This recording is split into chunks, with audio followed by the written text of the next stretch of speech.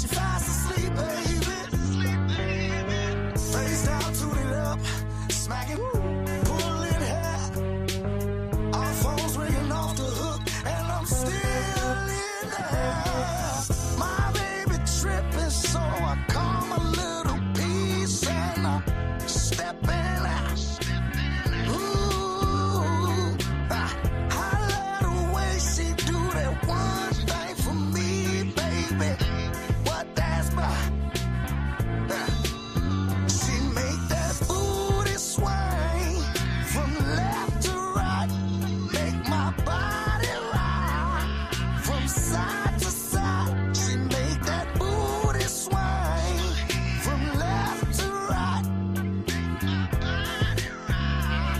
from side to side. Ooh, the way I'm sipping this Patron got me deep off in my cup. Man, hold up and watch it how she moving. Ooh, I hope I don't fall in love. I'm thinking, baby, what's up with it? The way she move her body, make that booty swing. It make me wanna take her home to say my name and do it again, baby. So let's have some fun. You ain't free, baby. I'm tryna make ya face down, tooted up, smacking, pulling hair. Our phones ringing off the hook, and I'm still in there. My baby tripping, so I calm a little piece and I step in. Ooh, I love the way she do that one thing for me, baby. What that's about. She make that booty swing from left to right. My baby tripping, so I calm a little piece and I step in. Ooh, I love the way she do that one thing for me, baby. What that's about.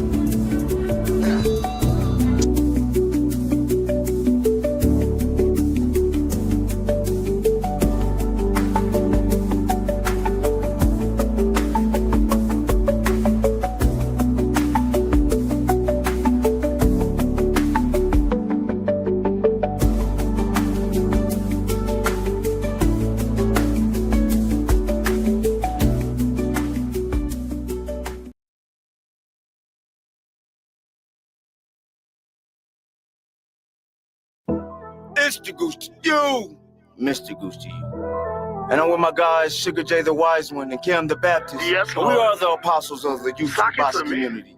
And we're bringing It's Boxing to You. It's the apostles and we come to lay of hands. Half step, weave the jab, uppercut, pick up your mans. It's Pastor Gucci Cam, Sugar J the Wise Man.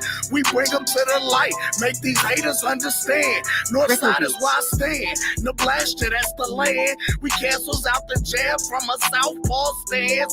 We beat the competition, knock it out with either hand. And we drop the link, so come and kick it with your fam. And we drop receipts, so keep your sources on hand. If you can't confirm that this facts, you spread propaganda.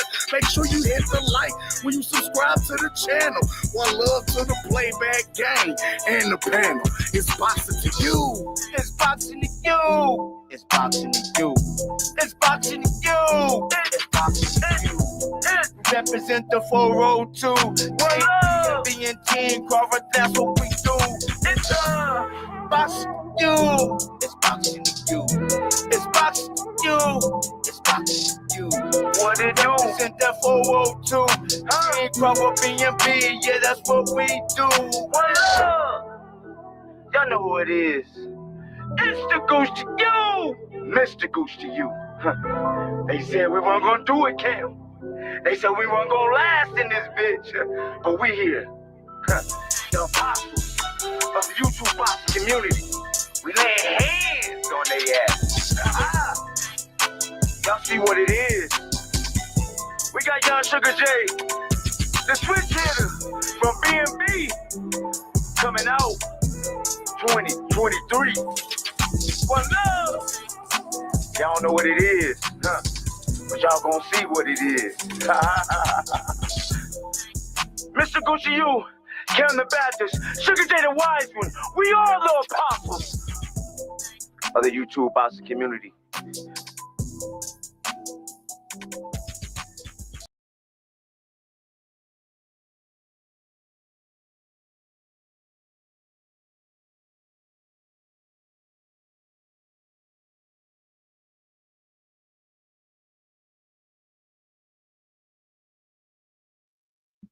Damn, I was muted. I was muted. One love, one love, one love, one love to my guys, everybody that's in the chat. One love. I must do apologize. My reception is a little bad where I'm at, so I'm gonna try to do this the best way I know how. Oh, one of the Bruce guys, boxing, jazz, and more. Just a guy for to stand up. Latch Puma skills, one love. Bud gonna stop. Gonna smoke Canelo, one love. Oh, we got Lisa Bells in the house, one love, Queen. Let's see who else. Bill's boot camp is in here, one love, one love. Okay, okay, okay. WCS is in here, one love, one love. Okay, okay, okay. What's the Archbishop, man? There's been a lot going on, man. Y'all see, we've been celebrating. Then from a celebration, what's going on in Omaha? Nah, nigga, you too motherfucking me somber, nigga. It's a parade inside my motherfucking city, and we celebrating the champ. History was made this weekend, 3 times undisputed. We had another parade celebrating that history. That man got the key to the city again. That man got more keys than the janitor. He keys open doors, people. 2 keys to the city. You name me another fighter right now, besides Ali, who done had a whole hometown parade in their city where the city is rocking with them. Who you gonna name? Tank? No. Who you gonna name? Deontay Wilder? No. Who you gonna name? The face of boxing. Canelo, who was a bigger name than Bud, can't even have a parade right now because he ain't a champion. He ain't undisputed. It's a parade inside my city, people. Okay, go ahead. See, that's a nigga that got some sleep. Y'all ain't turned up enough for me, man. We just did something no other male boxer in history has done, right? In the 4-belt era, becoming a triple champion. And I had to say male because we even had Clarissa Shields in the building. The GOAT was in Omaha 3 time undisputed champ. You feel me? Greatness all in the house. Yeah. Greatness all over the place. You feel me? Shout out to North Omaha, man. Shout out to Omaha. We was out there deep, bro. You didn't come to the parade. You missed the tree. And we sure was out there. Pastor Gooch all in the parade, suited and booted, cleaner than bleach water. And I'm in there, you know what I'm saying? I'm just working the streets like I do. Just, shaking hands, rubbing elbows, kissing babies. Normal Cam, Shout out to Brian Bowden and a turkey trap. Bro, we didn't get a spot, but bro hit me up, was like, nigga, you know what it is. So he hit me up. Big shout out to the turkey trap. And so give me a second. Let me show y'all how it was. And I got clown for this. The haters came out with a gooch on this one, but then the loved ones came out too. I love my apostles. I love my city, but go ahead, Kim. I'm gonna let you cook for a second. Let me get this. Man, listen, all I know is if you wasn't at that parade, you missed the treat. If you wasn't at the celebration and the ceremony, you missed the treat. If you wasn't at the after party, you missed the treat. Listen, y'all, man, the after party, we was down on the deuce. You missed the treat. You feel me? The city was outside for Bud, dog, all day and all night. We was outside. I'm talking about real life. If you know how I do, I'm really outside. You feel me? Mr. Really outside. I'm really outside. Mr. Get your kids. He's everywhere. Bro, I'm talking about from the parade that morning to the downtown ceremony. Folks kicked it all outside till a cool 2, 3 o'clock. Left, kicked it all downtown all afternoon. Bounced out, went back over to the block, kicked it over at Bud Mama house, played spades and everything else over there. Everybody was up there kicking it. Then left from the block. Mind you, they were so posted outside on the block. You feel me? They had the block shut down. I'm talking about had the Sprinter and the whips parked all in the middle of the block, shutting the block down. You know what I'm saying? Kind of situation on Terrence Bud Crawford Avenue. You feel me? Terrence Bud Crawford Street. You feel me? AKA 32nd Larimore. You know what I'm saying? If you ever pulled around that thing in the city, you did. Then everybody left, got dressed, slid downtown to the after party, and kicked it at the after party. Man, y'all, it's a parade inside my city, folks. Y'all should have been there. If you talking about you a Bud buddy and you rock with the champ, you should have been there. Now, granted, they had it on YouTube. Shout out to Ring Magazine. They had my little homie Josh Jones on there hosting. You feel me? Shout out little bro, you know what I'm saying, from Jesuit, you know what I'm saying? Another North Omaha trench, baby, you feel me? You know what I'm saying? Listen, man, y'all was supposed to be present, Bud buddies. We was out in full effect. They talking about an estimated 20, 30,000 in that thing. But your favorite fighter, you said your favorite fighter was a star. Bud ain't no star. Bud don't bring people out like that. 30,000. Estimated 20 plus. 30,000. Historical parade. They tried to make this thing look like the Macy's Day Parade. Man, y'all better stop playing with the champ, man. Put some respect on Omaha, dog. Put some respect on the champ, dog.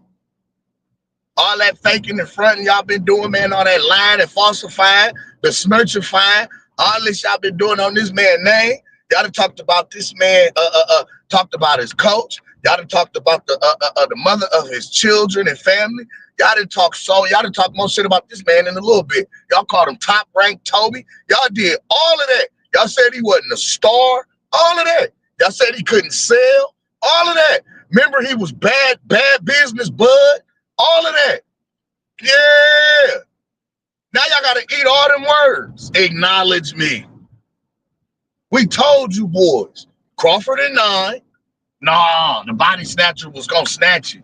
The body snatcher was going to stop him. Arrow was going to do him bad. Told you boys. Another Bud TKO. Crawford and 9. He ain't coming with nothing. Yeah, right. It happened. They came with hella excuses. After they came with all the excuses, they own fighter didn't with. He just gracefully took that ass whooping and bowed out like a real nigga. We told y'all it was coming. Y'all still said he wasn't doing, he ain't no star. As much as y'all hollered this man wasn't a star, this man was the most talked about boxer right now in history. He's talked about more than your favorite fighter, more than your all-time great's favorite fighter. I'm talking Floyd. I'm talking Tyson. I'm talking Ali. I'm talking Sugar Ray. I'm talking all of them, pimp. You can't name another fighter whose name has been mentioned more in your internet search engine right now than Terrence Bud Crawford. Both positive and negative. So for every time we hit y'all in the mouth and told y'all what it was, y'all told us y'all ain't believe it. It's just all coming to it's coming to manifest, and it's coming full circle. Life come at you fast, don't it? And I love it. Because now all the same ones that was out here doing the most backbiting, the most talking, the most hating, the most wishing, the Bud buddies to lose and shut up and we a cult and all this other nonsense. Now they bowed, they took a knee. They bit the knee. Now they, oh man, Bud, the truth, man, that boy bad, man. I was surprised, man. Man, I told y'all. Nobody from 135 to 168 was seeing this man. Y'all told us we didn't know what we was talking about. Now that it's coming to pass, now we look like oracles. We've been telling y'all. The craziest part about it is we couldn't even get in and enjoy the victory. We won. We made history. We did something ain't no other fighter in history done. We couldn't even enjoy the history. We couldn't even enjoy the historical moment. You niggas immediately start reaching for other fighters to throw up in line. Y'all been doing it this whole time. Oh man, this is the biggest fight Bud has ever been in. This is his biggest opponent. Oh man, it's a different division. They hit harder up here. They bigger up here. It's one punch knockout power up here. They wear smaller gloves. I'm not sure if his body can take that much punishment. I'm not sure if the weight difference is weight classes for a reason. That's what y'all told us. We say, all right. I watched the man do it several times. I watch him do it all the time. I watch him spar bigger dudes. I watch him fight against and push against bigger guys all the time. It's not far-fetched. Man, y'all know what y'all talking about. Okay.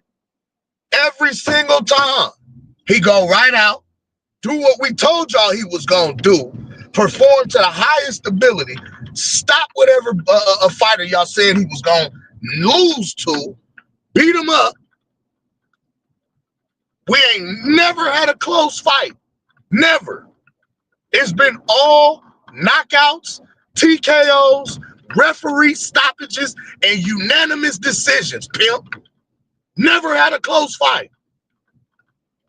But when we come back to the table to reconvene after the fight is over, after he did what we said he was going to do and win, come back with the W, the first thing y'all boys want to do is come with all kind of excuses.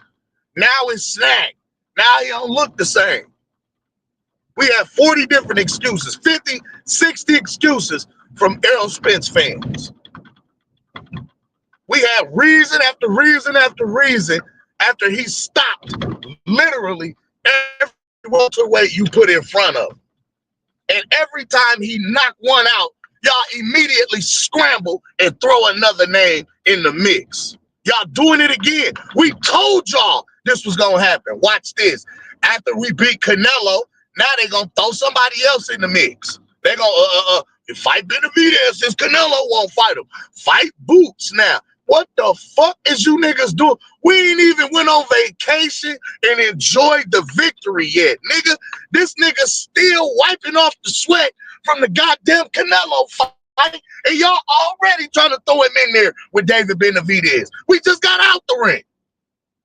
Who's David fighting next? Goddamn. Let the man go on vacation. Enjoy life. We can't even do that. We got to fight again? What else is it to do? We done did everything there is to do in boxing. Became a world champion, became a lineal champion multiple times, multiple champion division, became undisputed. You know, in boxing, a world champion is about as high as you can go. But to become the undisputed champion of the world, meaning you done cleared out all the other divisions and become the champ and all the other sanctioning bodies with a belt. You've become that.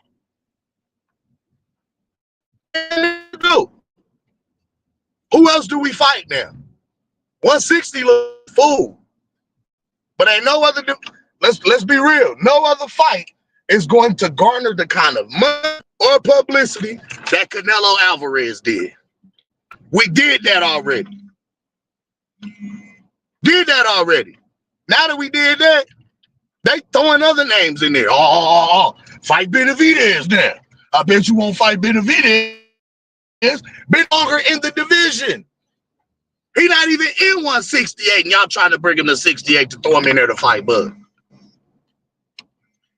Even after he tell y'all no, he not gonna do it, y'all still throwing the name up.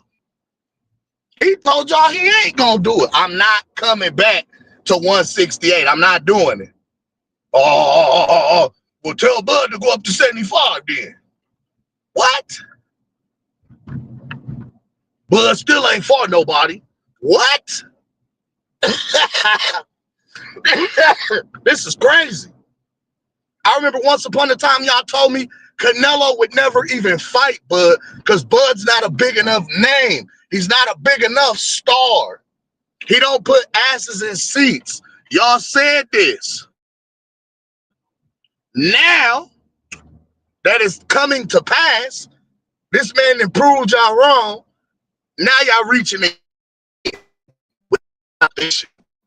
Stop being so goddamn fickle.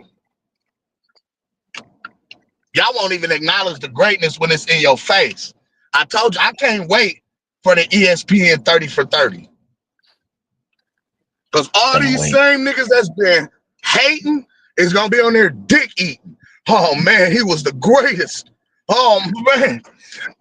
That kid from Omaha, Nebraska really had it come. He really did it. He was one of the greatest we had a chance to lay eyes on. Let me go here. It's my turn. Kim gave y'all the celebration part.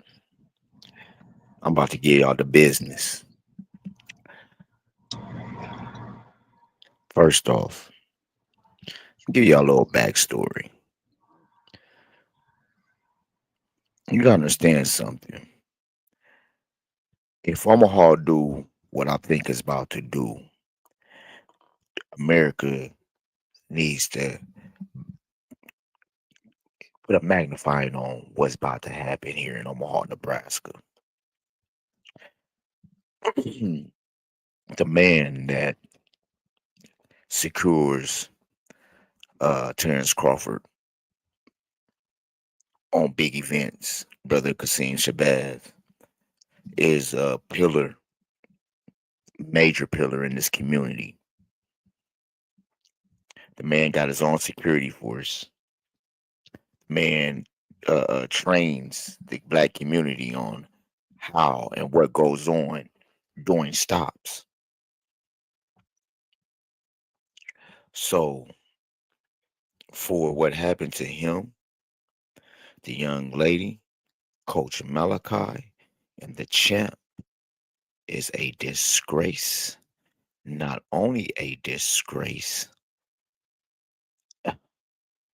it was a slap of the face, but not just a slap in the face. If you understand what's going on in Omaha, Nebraska, North Omaha, Nebraska, we had a young man shot and killed right after graduation in May, and they still haven't released the body cam. Brother Casino has been asking for this weekly, monthly, on the sheriff's department's neck, police department neck. Let me go here. To the OPD, to the officer. And I was going to hit Coach Malachi up, but I'm going to hit him up later on because I want to wait till him and Kasim come out and do their thing. So I'm not going to speak too much on what I don't know. But what I do know, going off, I'm trying to find a report. But what I do know off the report of what Omaha police said, just go to Omaha Scanner, dumbass. But what the police had to say, and after hearing what Coach Malachi had to say, shit's all lies. And I'm gonna tell you why I know it's a lie. Before I pull up what I'm about to pull up, I know it's a lie for the simple fact of the matter. Um, this happened 5 years ago. I'm driving on suspension.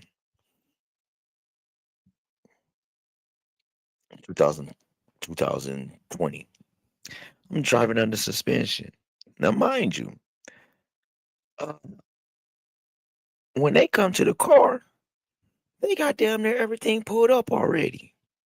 They knew my wife was the owner of the car. They know all the information. So I go here to say this: when y'all got behind Terrence Crawford car, hmm, you knew that was Terrence Bud Crawford. The car's registered in his name. Duh. So that's lie number one. That's lie number one. Lie number two, I don't know about. Coach Malachi knows about though. So lie number two will be coming out within the next couple of days. We just waiting on Kasim. This is what I also do know. I also do know that since these brothers, Brother Kasim, I'm talking about Shabazz, and Brother Sherman Wells, Cam's cousin, since these brothers has been on their necks, this is my opinion, Pastor Gooch opinion. It's my opinion. Was they targeted? Cam's opinion is they was. My opinion is what I'm gonna say is I do know when Omaha Police Department, State Trooper, Douglas County Sheriff get behind you. Once them cameras come on and read your license plate, they know when the fuck you are. So we're not gonna go with this bogus shit. My condolences to the families that lost their loved ones to the law enforcement of Omaha, Nebraska this year, who grand jury uh did not who grand jury acquitted every single last officer. Let me say this again. Let me say this again. I don't think they understand. They don't really know about it. To paint a We picture of what he's had talking about, we had Omaha police hold on, and Cam, come on. I'll let you let me cook. Don't please let me cook on this. We had four individuals unalived in Omaha, Nebraska, at the hands of the law enforcement here, and yet still y'all didn't hear shit about it. Yet still, when cops, let's go 10 years. Within the 10 years, I know over 10, 12 bodies. Every single last cop walks away with a pension. So shout out to Brother Kasim for what he has done is he trains us how to handle a police approach, a stop. Now, from my understanding, Terrence Crawford and Kasim legally armed. Legally armed. If y'all was at the parade, y'all seen Kasim's, you seen Brother Shabazz, if y'all seen the security, they was fully armed. So I'm gonna say this: whoever the rookie or they said the cop was 30, brother, you know you done fucked up, don't you? You know you done fucked up, don't you? Go ahead, Kim.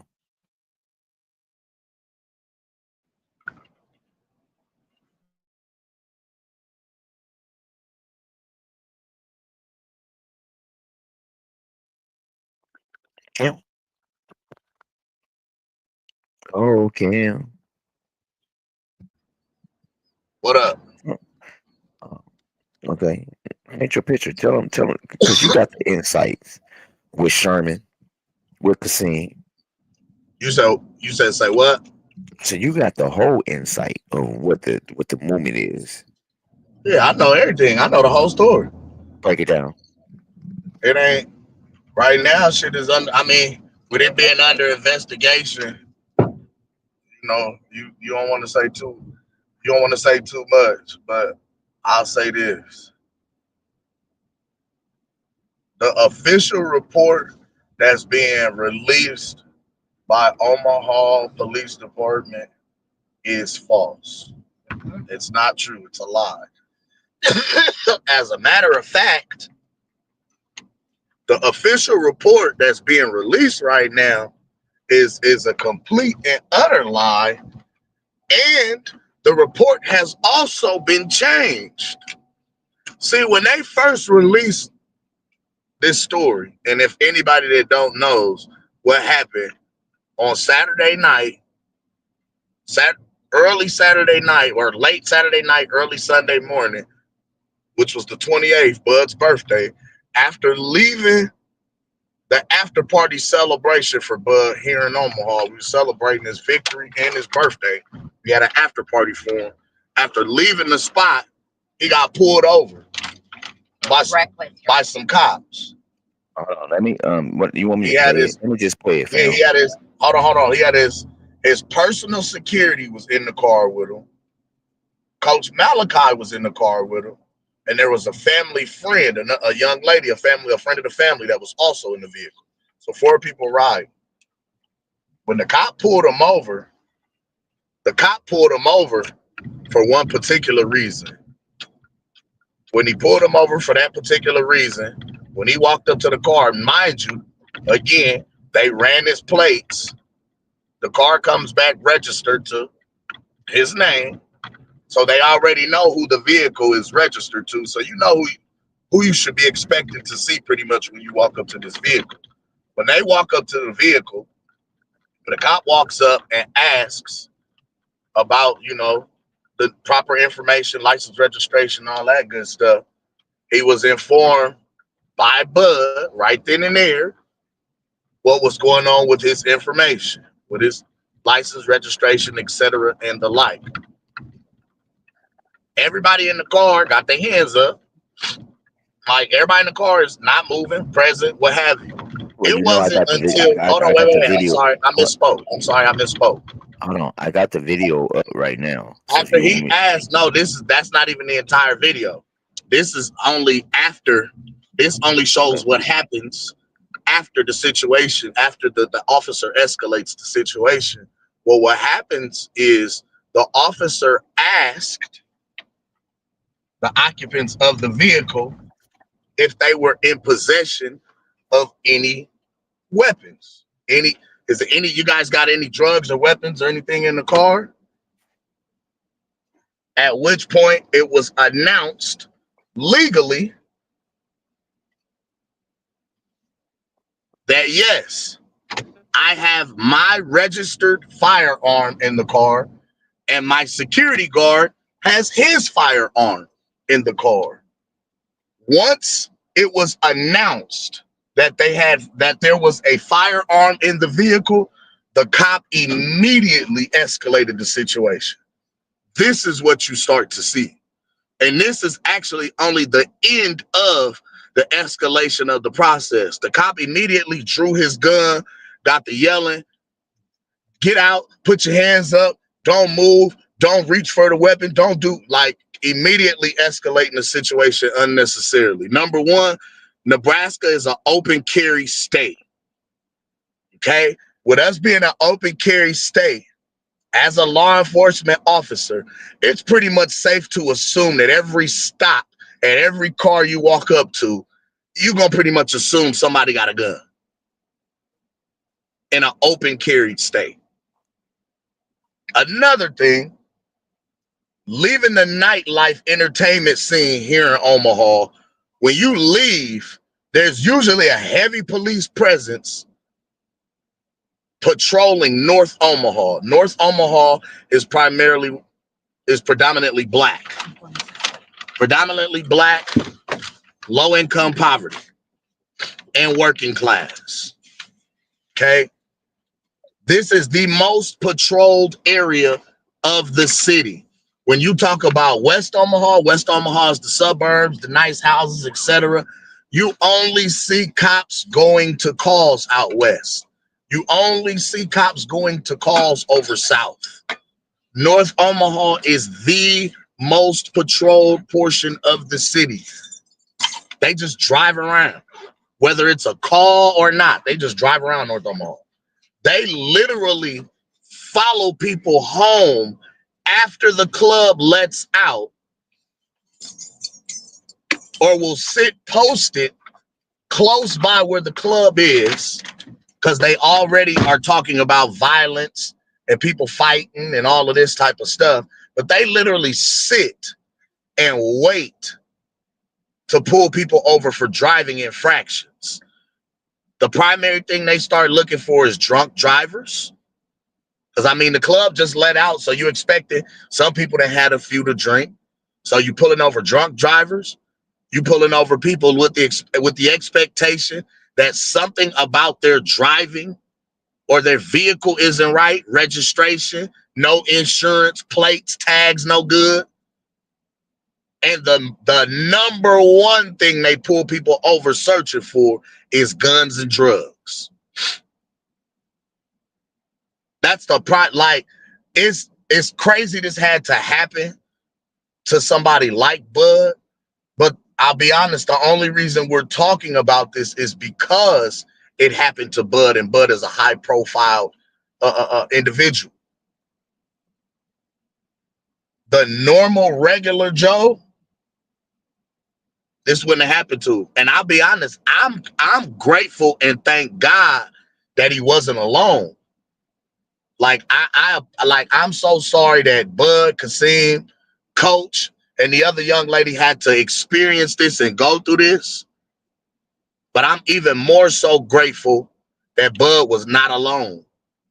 Had Bud been by himself, bro, we might have been having a dedication show right now. Unfortunately. Like, here in Omaha, this year alone, we've had 3 police killings of unarmed black men. 3 in this city alone. It looked like they was trying to make Bud the 4th on some Reuben Carter shit.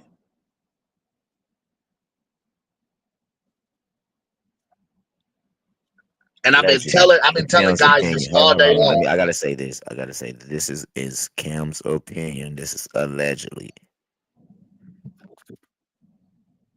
It looked targeted, bro. Like, it really did. And You still have to say allegedly. knowing people that, know police protocol and things of that nature, I understand, they bring in and talk about officer safety and, the officers being in fear for their life, etc. and the like. But the one thing that I feel like we're not getting officers that know how to de-escalate situations.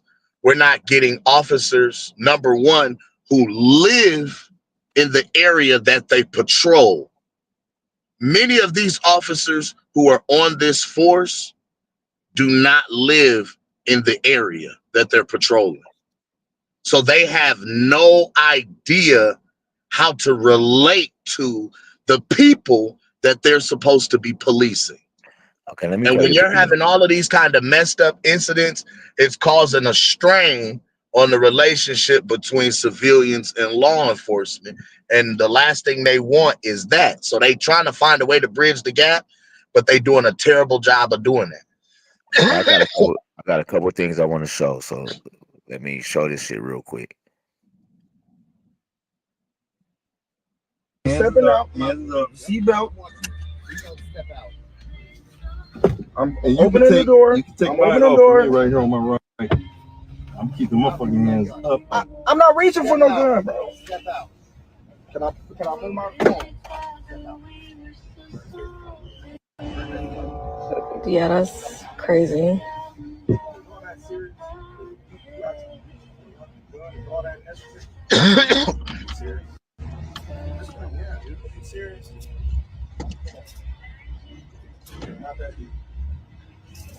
Stepping out.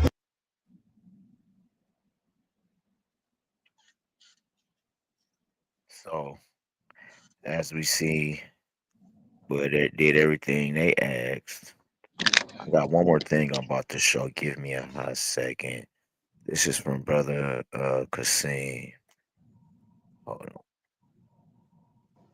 He just put this up 43 minutes ago. Where is it at? Boom. Okay. Yeah, this is heavy, y'all. So y'all gotta bear with me real quick.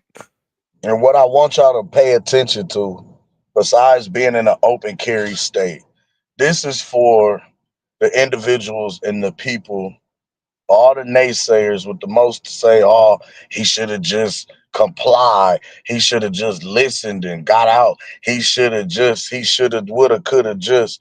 Man, number one, if you have never had somebody draw a weapon and you had to stare down the barrel of a gun, it's a very, very, very high intense situation. It's high tension. You don't make sudden movements staring down the barrel of a gun. I don't care if it's somebody that's not in any type of uniform. I don't care if it's law enforcement. You don't make sudden movements. You pretty much do what you're told by the individual on the other end of the gun. All right, But let me read this. even more so, it's like, I gotta say this. With the way that our black men have been losing their lives at the hands of law enforcement, when he draws down, the last thing you start wanting to do is move at all. I don't want no excuses. I don't want no reason for you to think I got a gun, for you to even be able to get off with the excuse that your life was in danger. You got the gun. I'm unarmed. How's your life in danger?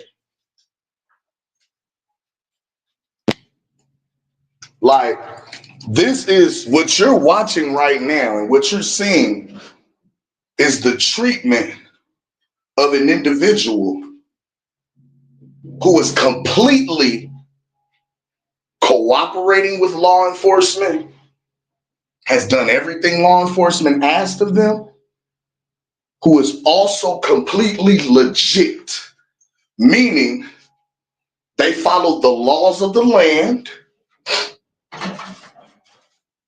and were well within their constitutional rights to bear arms. They also announced to the law enforcement officer that their weapons were present, which is also something that you're supposed to do, knowing the law. This is to make the officer aware and for everybody's safety. The way that the officer handled this situation, what you're seeing, you're watching a man be criminalized and demonized and treated as if he is a criminal when he has done everything that he has been asked to do. He is cooperating fully within the extent of the law. He's Okay, let me read. cooperating, and Let me he's read still this. being treated like this. Let me read what Kasim had to say, fam.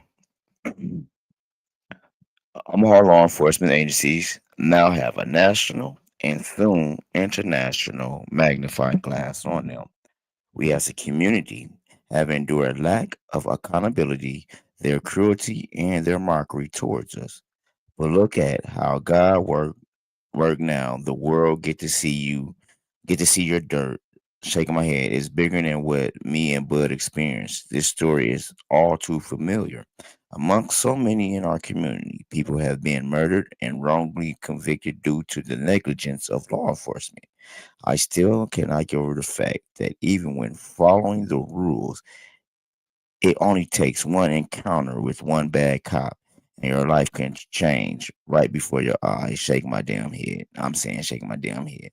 And then how they try to cover up their bad deeds through lying. LOL, man, oh man, shaking my head. Well, Omaha, this is time.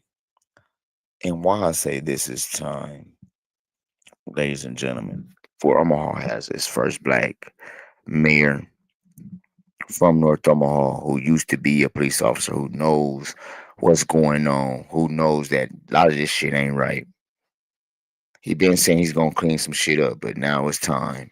And it's like when I tell you guys, if y'all see what we do here, just think if the Atlantas, the Baltimores, everybody start stepping up to these mother juggers bullies, man, and start making a change. Cause that's all we seeing is cops that used to get bullied. Now they can become the bully because they got one little thing on the side of their hip. As soon as they feel so dangerous, you have a taser too, my guy. But y'all are quick to grab the gun. Wow, wow, wow. And I gotta say this though, because like they say, it's good cops and it's bad cops. And I fuck with good cops. Can I explain to you how the good cop, bad cop situation works? Hold on, time out, come on, hold on. Let me. I'm gonna let you. Let me cook. You got the blues hustle syndrome right now, fam. I'm sorry.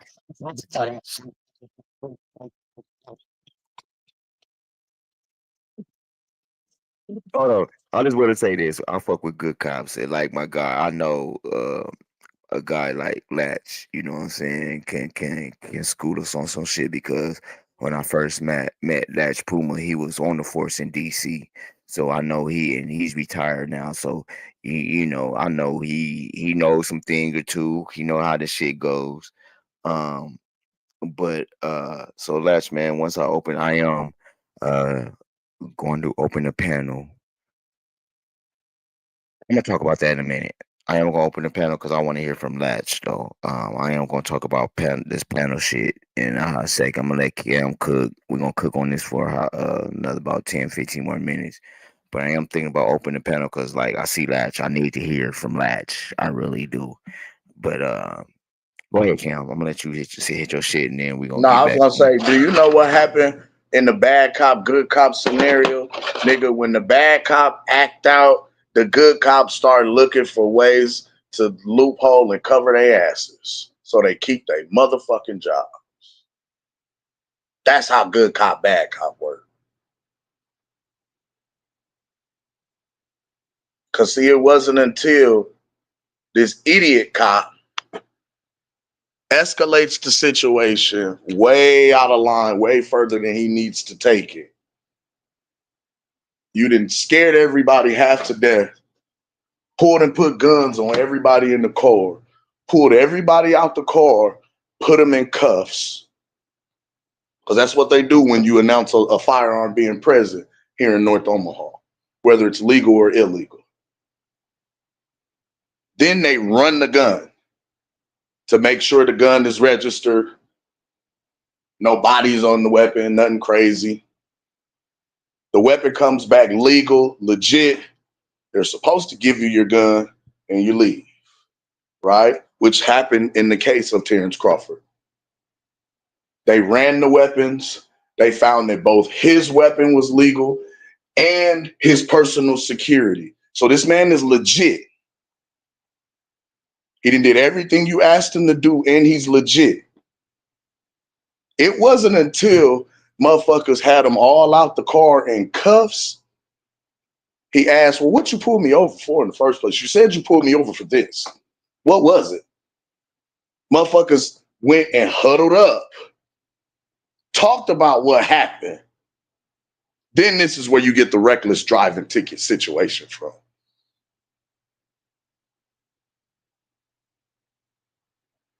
So the official record and the official word that's pulled over the car at such and such time, such and such, yeah, that all well and good. But you saying that you looked in the car and observed a weapon on the driver's side floorboard, that's a lie.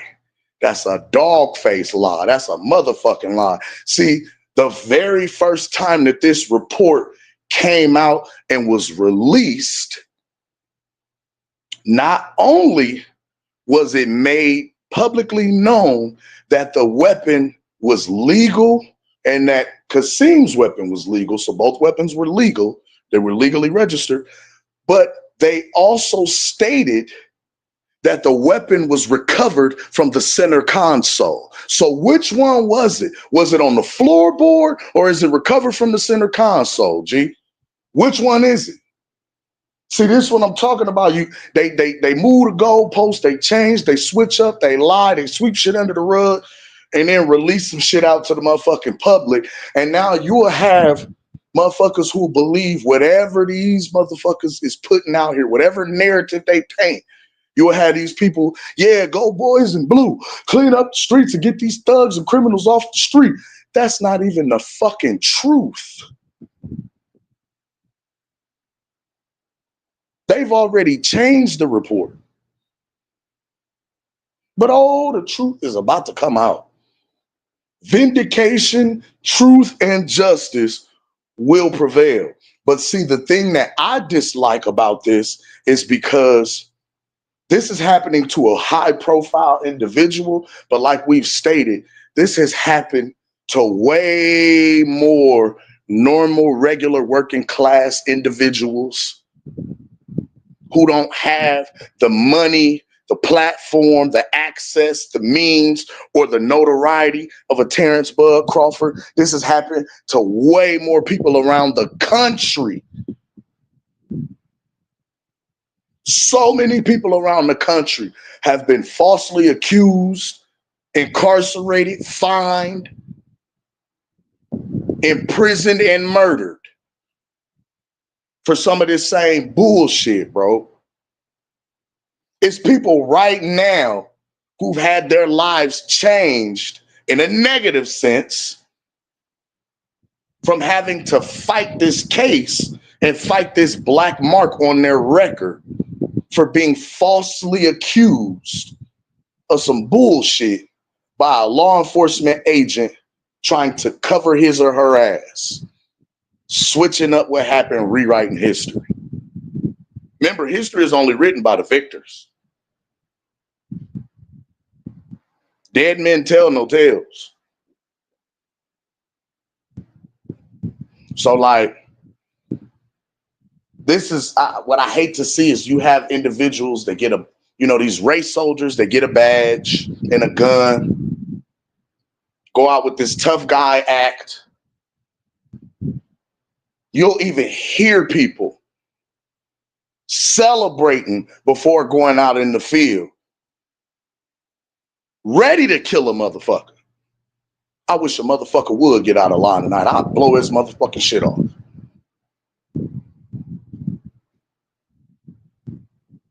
Go out here in the world. Allegedly. Walk around and do some bullshit. Allegedly. And now when the world is out crying for this individual to be brought to justice, we'll fuck around and see the individual commit this heinous act on camera even. Allegedly. On camera even. And what do? Get that motherfucker paid leave. They get that motherfucker paid. So he get a paycheck while he sit at home. And then is allowed right back on the force, right back on the streets policing again. Or in another particular instance, like we just saw, during the outcry and wanting to bring that officer to justice for the heinous act that they commit, instead of sitting that officer down, they transfer that motherfucker to a whole nother force or a whole nother department somewhere else. So now they still are policing elsewhere. They're still doing that fucked up, corrupt, bogus ass police work in another part of the world, another part of the country. That's not justice, G. Now that's facts. It happens time and time again. Now that's facts. That's not allegedly. That's facts. It's cops that commits murder and end up on another force. Yeah, that's facts. That happens here in Omaha, Nebraska. Omaha PD ended up killing a guy. He got fired. He didn't go to jail, but he did get fired, and now is on Douglas County Sheriff's. He's a sheriff now. After killing a black man. This man's family is grieving, and they got to come into the courthouse and look at the man that killed their son. How unjust. How unjust. So yeah, when you get to looking at these types of situations, like I hate that it had to happen to who it happened to. You know what I mean? But now, if this is going to shed light on the BS the BS and the nonsense and stuff like that that law enforcement is committing, and we can actually get some justice and some rectification, meaning a solution to this issue, meaning something actually be done, I feel a little better. But right now, it's fucked up feeling like you watch these things happen over and over and over again, and nothing is done about it. Because see, when people start to radicalize and feel like law enforcement isn't on their side and start to take the law into their own hands, that becomes an even bigger problem.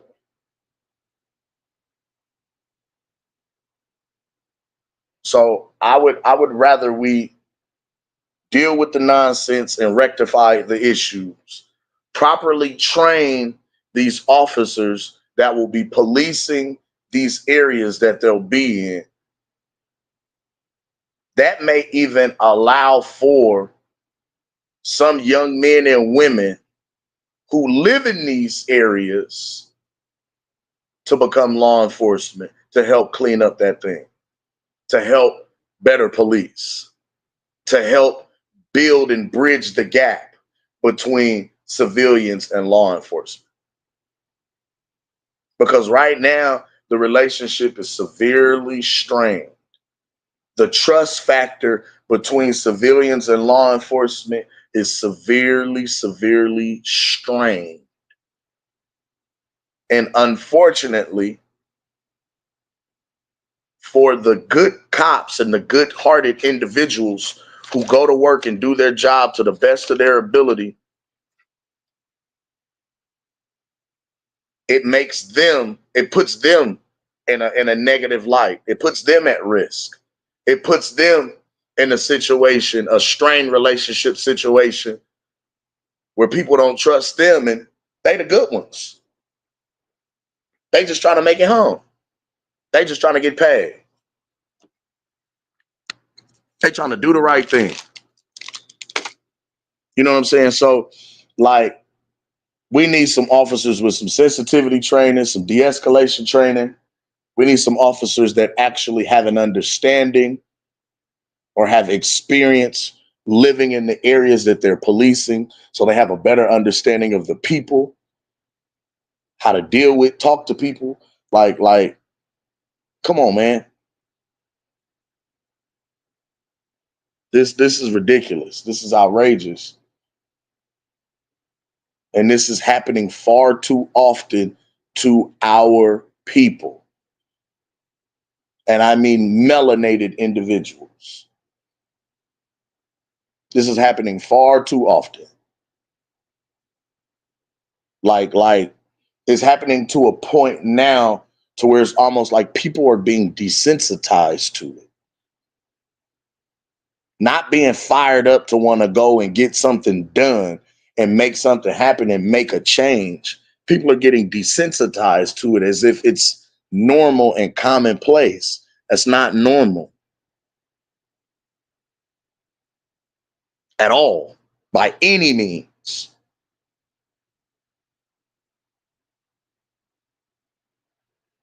So I'll be honest, man. I send prayers, you know what I'm saying, well wishes to everybody that was involved. I'm beyond glad, beyond grateful that Champ, that Kasim, that Coach, that the other family friend was all able to make it home safely, unharmed to their families. More than anything.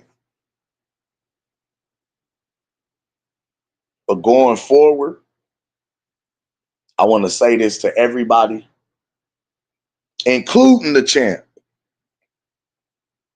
If you are ever pulled over at nighttime, during the day is one thing. But if you're ever pulled over at nighttime, especially leaving the club, whatever, the moment they bloop them lights and you know you getting pulled over, soon as you pull over, turn on your dome light inside your car if you have the ability to. You just killed a whole big portion of the officer's safety issue and concerns. So he can actually see what's going on. There can be no assumptions about what's going on if you can see. That's just to kill any notion, any mistake, anything being misconstrued. That's to keep confusion down. You riding in the car during the daytime, your car got hella dark tint. They pull you over, nigga, roll all the windows down so they can see in that motherfucker. That keeps confusion down. There can't be there's nothing left to the imagination. You can't assume somebody was in the back because you can see all the way through that bitch. You can't assume nobody was reaching because everybody had their hands raised. Nobody made any sudden movements. I could see everybody clearly. My partner could see everybody clearly. This is such a black eye and a fucking shame, but I refuse to allow an idiotic cop to put a marker or a motherfucking me black eye on this historical fucking celebration for my motherfucking dog. I refuse. So I say, nigga, turn up. Nigga, fuck all that other shit. Fuck a hating ass nigga. My dog's still alive. We still here. We still good. You can't change history. We still in the history books. We still 3 times undisputed. You can be mad all you want to, but you can't do nothing about it. You can't change it. Can't rewrite history the way you tried to rewrite history and lie and say you recovered the gun from the center console, but now the cop saying he saw the gun on the floorboard. You can't lie and rewrite history. The man's in the history books. So I can't wait for the day of truth, the day of justice, the day of vindication. Because even once that comes out and the truth is made plain to the world, it's still not 1,000% guarantee that they actually are going to reprimand this officer to the liking or the degree or the extent that onlookers would like. And it's a shame that I have to feel that way in this country. But we watch it happen every day. But I got some jokes for officer friendly bitch ass. I got some jokes. But I just want to wait until all the facts are revealed, are presented. Because right now, according to official word from our mayor, there is an ongoing investigation. The mayor reached out to the chief of police, and the chief of police announced that they will be having an internal investigation to figure out and get to the bottom of what happened with this incident. So while that's ongoing and everything is all the facts is being moved around legally, et cetera, and the like, we're going to let the truth come out when it come out. But we're going to say what we need to say. We're going to say enough without saying too much. Feel what I'm saying? Okay. Now we got that out the way. I want to address something my damn self real quick before I do what I'm about to do. I'm gonna say this. When it comes to this open panel shit, I love that. I love the platform. I just don't love the drama. Jessica asked me, we just asked why we changed the name. Because I'm trying to branch off and do something that I have not seen done yet on YouTube, with It's Boxing to You being the flagship of It's to You Media.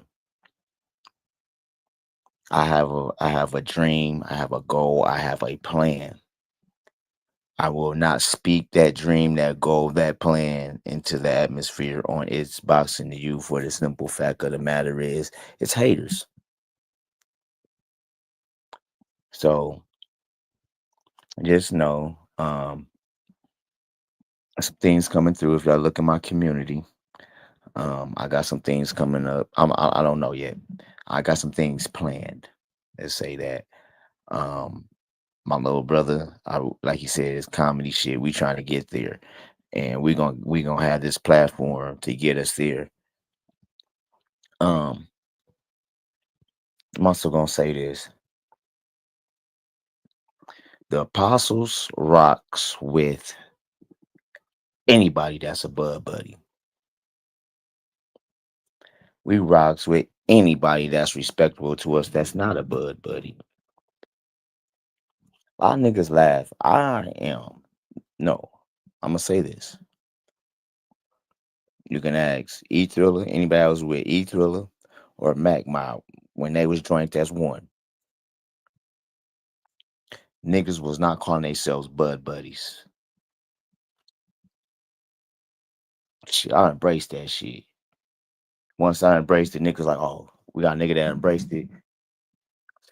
It flew from there. Fistiana, one was die hard too. So I'm just saying this. I rocks with everybody. And if you don't rock with me, fuck you. Clear as day. But I'm not gonna get in nobody else's BS. Now, I will say this.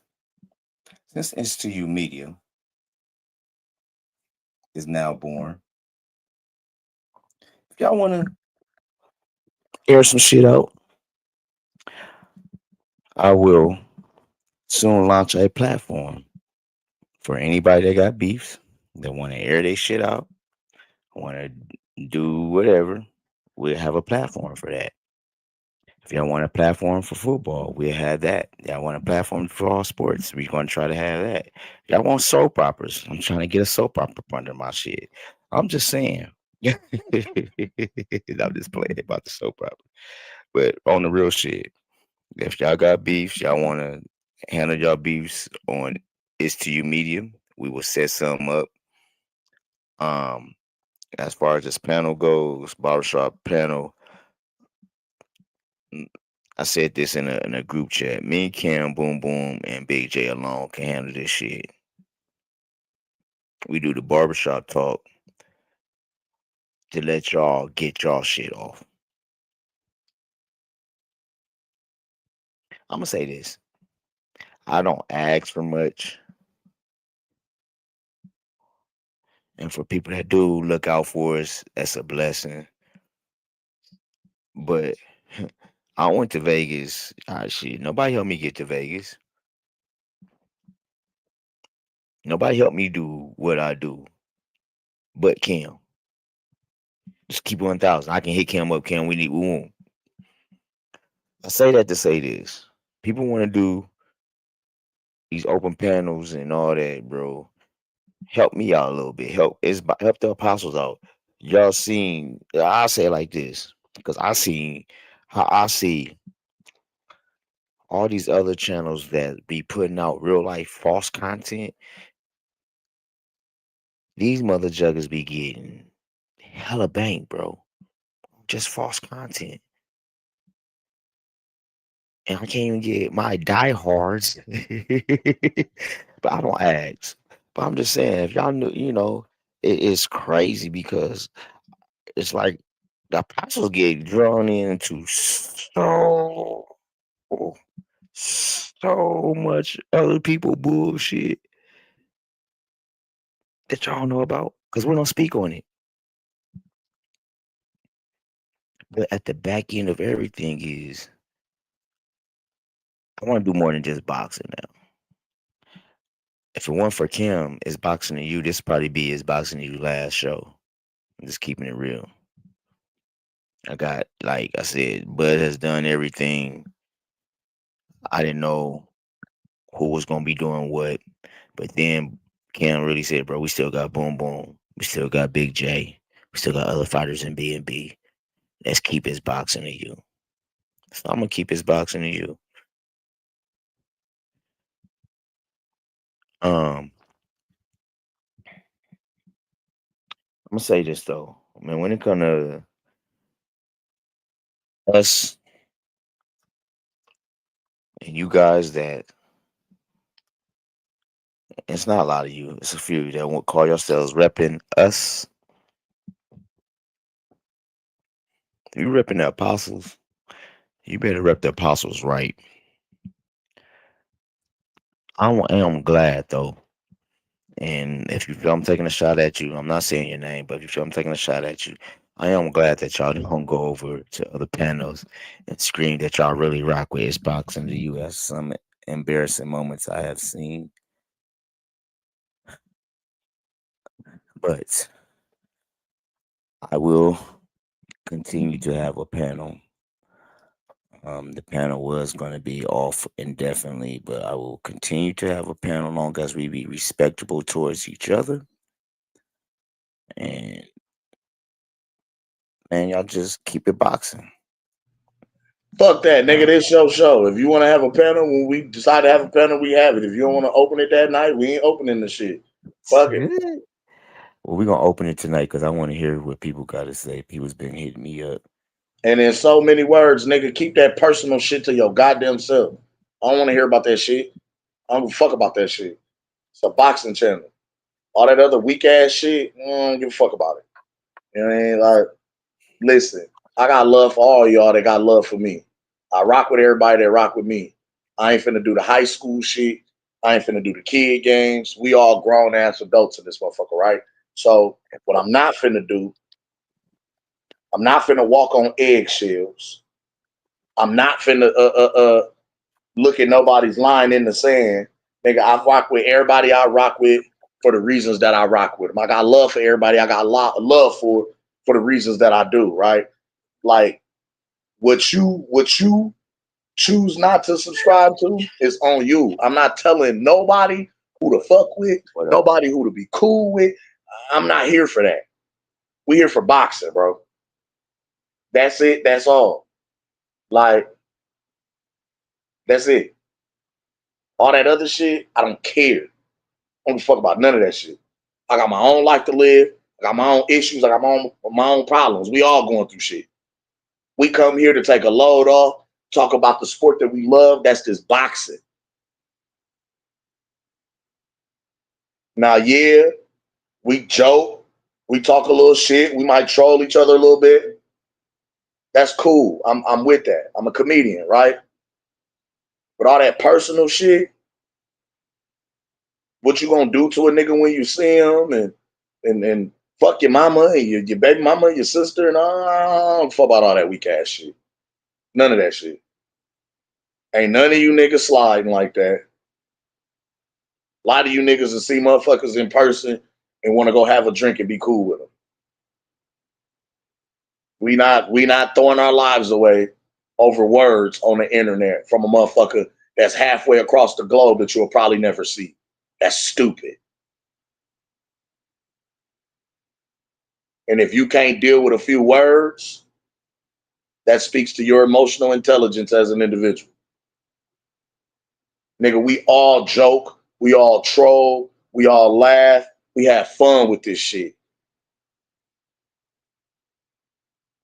The way motherfuckers be bringing some of this drama, y'all take the fun out this shit. Y'all make motherfuckers not want to do the shit. We supposed to be better than that, y'all. Niggas supposed to know how to conduct themselves with this shit, y'all. Real business. So please keep the personal shit between y'all. Keep it on the back channel. Keep it off the panel. just for respect to us, to respect for our show, our platform, and what we trying to do. Like on the cool, yes, we highlighted Bud, but it's also some young up and coming fighters at B&B.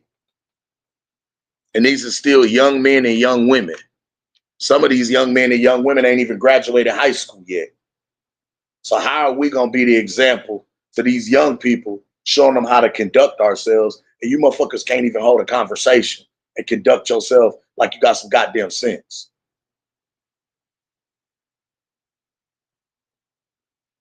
Come on, man. I shouldn't even have to talk to folks like this.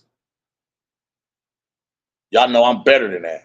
We laugh, we joke, we all that. Like, nigga, we here to have fun with this shit and enjoy boxing. So all that other shit, I don't know about, I don't care about. I try to stay out of it and leave it between y'all. Please keep that shit off his boxing to you.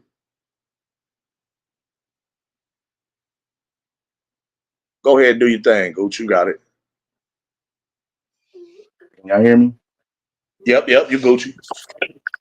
Trey, I'm trying to find your story. I can't see your story, dude. Where's your story at? You tell me to look at your story. I got your intro. Where's your story?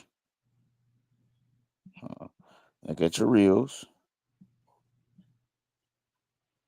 What's up, La Jessica? Peace to you, Queen. Yeah, we stay out that shit too. Cause like I say, man, we fuck with everybody. So how I'm gonna fuck with everybody and then I'm over here pick and choosing sides. Nah, I ain't even gonna get on like that. Now what I will do, I tell a motherfucker where they out of pocket at for shit show. And I could do that across the board on both sides and be objective about it. The thing is, not everybody, we don't like dealing with rebuke. You feel me? A lot of times we don't like to be told where we was wrong at. We don't like hearing that shit. A lot of us. I ain't gonna say everybody. Some people can deal with it. A lot of us can't deal with that. A lot of us don't like to hear that. And then the minute we start hearing that, we start feeling attacked. So we get defensive and start pointing the finger and trying to make a reason and an excuse for the behavior instead of just eating our shit and owning up and being accountable. You know what I'm saying? I can't see it, boom. I don't want to show your whole page, but I can't see it. Okay, What's this is up, what I'm about to Bull? do. I'm about to drop the link. Let people come and talk their shit. Don't take over our panel. You will get muted. I'm like coach now. I'm gonna start sending y'all to the block party. Fuck my shit up. But one love to everybody, man. I ain't even play this. Man, boom, I'm trying to find your shit. You talking about look at my story. I can't even find your freaking story. Got me. I'm still looking. I do not see your story, fam. I'll drop the link. Where y'all at? It was so many people hit me up. I want to talk about let's talk about the bullet. Let's talk about the bullet. Talk about the race. Let's talk about the race soldiers. Ain't nobody hit the link yet. Y'all got a minute. Ain't gonna be waiting all day. Y'all drop it? Didn't I drop the link? Oh, I ain't dropped the link. That's why. No, you ain't dropped the link yet. I didn't press A. I You dropped it, gotta but push didn't enter, drop it. dog. Yep. I got the talking shit. Now the link is dropped. Give me a second. I gotta take care of some business real quick. I gotta make a play. Give me a hot second. The link is dropped. Yep. The link dropped. There you go. There you go. There you go.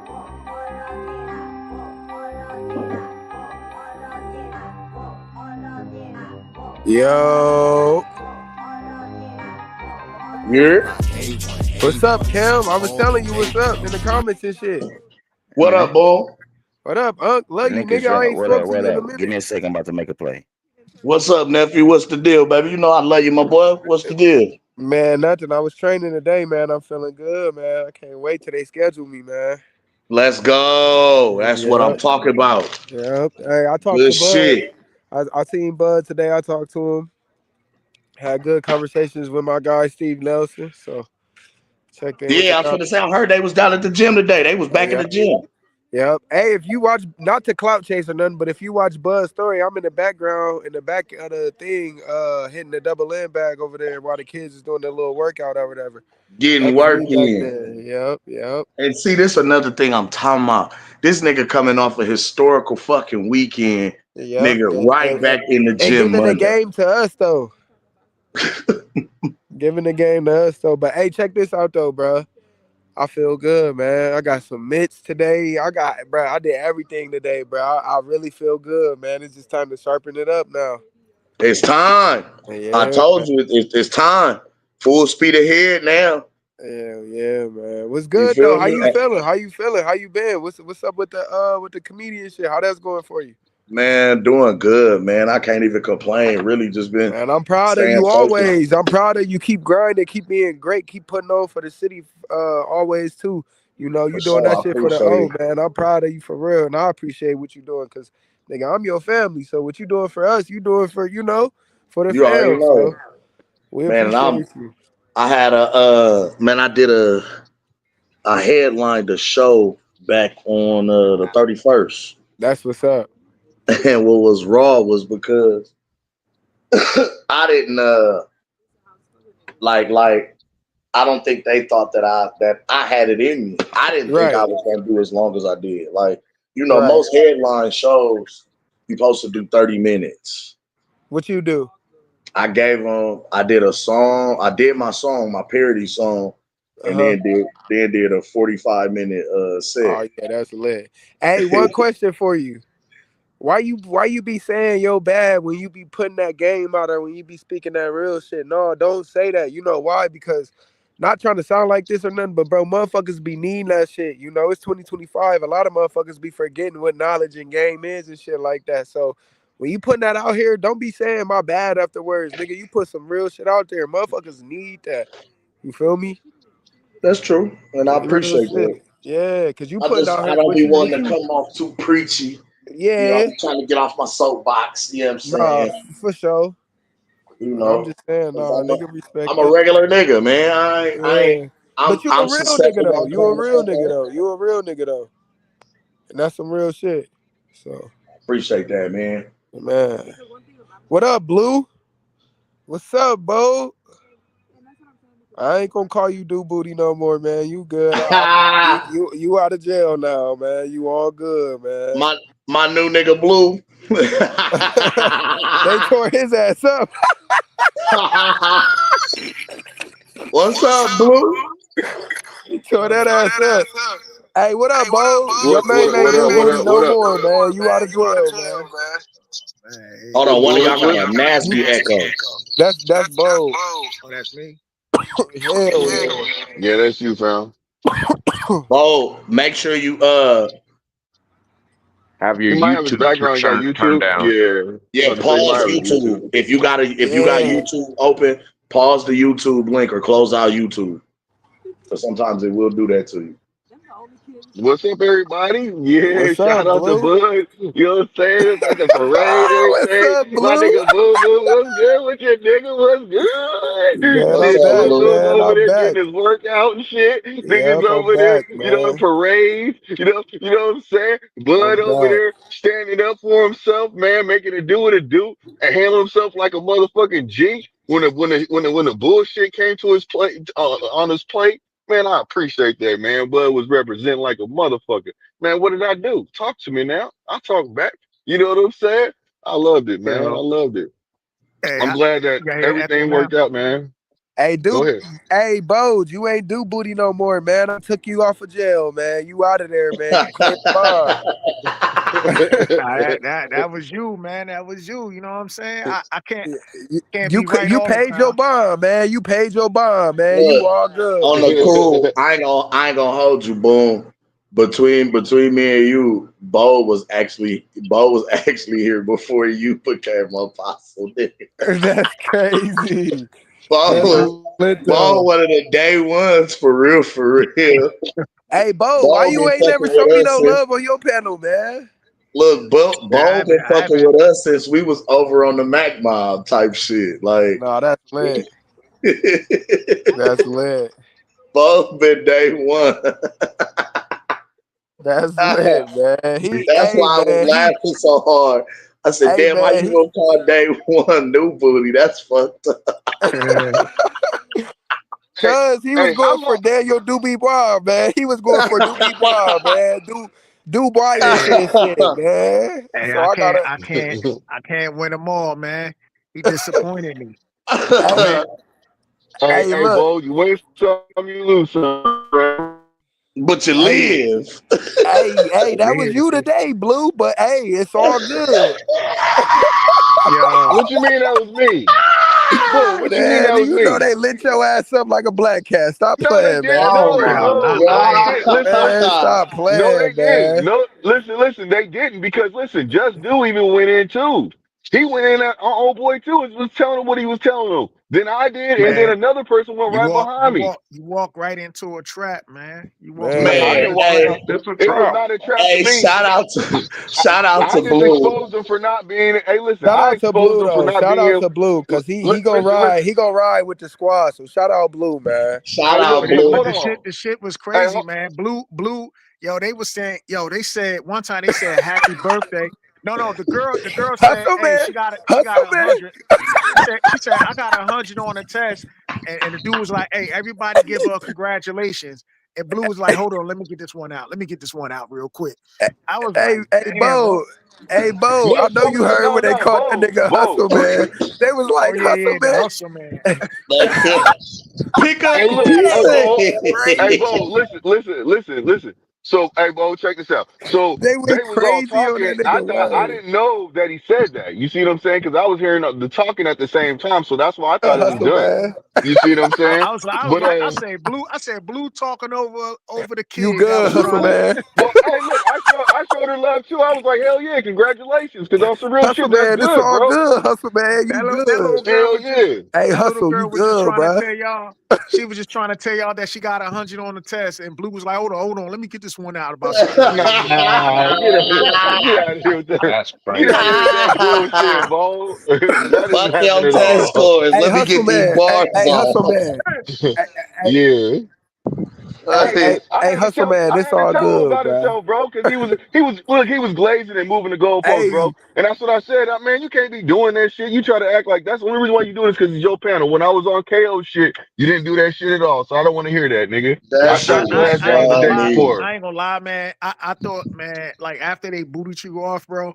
When that dude, well, I heard that dude No, said, I told him I was getting off though. I told him. Then he no, was like, He oh, got booted off. stay, He nah. booted What was his stay. I was funny? like, nah, ass. To be man, I'm honest, I'm good. what gonna was tell I'm you funny? this. good. What was This funny? dude, Hey, They check this booted his out. ass, bro. Check this out. Check this out. What was funny was when he was like, "Bro, you keep muting my mic. You keep muting my mic." I was like, "Oh You no!" didn't do this. that shit was funny too. And then Hey, "Hey, no," he said, "Hustle, man. I ain't do that to you, Hustle, man. Come on, Hustle, man. You know we better than that." Yeah. Nah, nigga, shit. That nigga was muting Hey, my he mic. fried your ass, boy. I said, "Oh, you gonna do the Nigga, bro like that?" he Yo, didn't I ain't gonna fry. He lie. Nigga, Yo, cooked that you, ain't at frying first, when I somebody. was bro. hearing this dude, talk, man, the dude sound like Keith Thurman, man. I'm like, what the fuck? Like, this nigga talking to Keith Thurman? Damn. hey, Blue. Hey, so La Jessica, Blue was on Blue Hustle Man went on another panel. Shout out to Blue. He trying to get his Bud Buddy reps up, trying to get him some bodies. Blue was over there behind enemy lines, and he was fighting with an octopus. They was He was That They Yeah, was I jumping the didn't care. fuck out Blue Hey, look, Eyes. one He thing fought they an couldn't tell me is octopus. that's fine. When he listen, Hey, he listen, pretty much, listen, he tried to get me. hey, he went. He Hey, tried. Hold on, Blue. Hold hold on, on, hold hold on, on, Blue. hold Hold on, on. hold on, hold on. Hold Look, on, look, real look. quick. Pretty much. Real quick, y'all. Hold on. Otishan Way. Otishan, I don't know how to pronounce that shit, kid. Turn your camera on so I can see who he is. Make sure Uh, you ain't on no weirdo shit. hey, I know who that is. He's cool. He's cool. He good people? Yeah, yeah, he good. He good. Look, if he ain't gang, I ain't, Nah, he you know good. He how. good.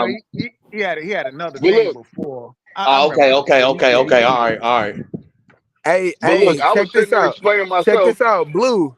Why you? Yeah, go Hey, ahead. and then this another thing you did, bruh. So basically, like, you know how boxers be going to the gym, right? But then they go without their crew and shit. That was you today, bruh. Like you went to the different gym without your coaches and shit, and basically got your ass whooped, bruh. Like, See, okay, let me Yo, boom. Since you want to say I got I my got ass you, whooped, how did Will. I get my boom? How did I get my ass whooped if I'm sitting there cause, making bruh, this he was nigga ask just me a being, thousand questions? cause he was just being a clown towards you, and you was falling for everything. Like I would have been like, look, dude, you an Everything, idiot, falling for bruh. everything. Like everything. I Yeah, would have bro. just told him like, look, bro, you an idiot, bro. You need to go check your stats, and then I would have Nigga, left. Like, listen. I called him a glazer and a goalpost mover, and I said he do that shit all the time. And this nigga got mad Oh, at me. You but know? Blue, why you muting my mic, bro? Why you, Yeah, why you yeah. Hey, Blue, why we you was keep muting my texting. mic when I'm trying to talk, Blue? Hey, Blue, we was Bruh. texting each other while the Hey, show bro. was going Hey, on, bro, No, man. Blue. nigga, I I was started to listen, join that I know motherfucker hold and be on, like, y'all don't man, think I y'all ain't know about to that? double team, bro. But then I'm like, nigga, you gotta I learn, knew bro. y'all was doing that. I was texting y'all too while I was in the show. Damn it, ain't letting O come up.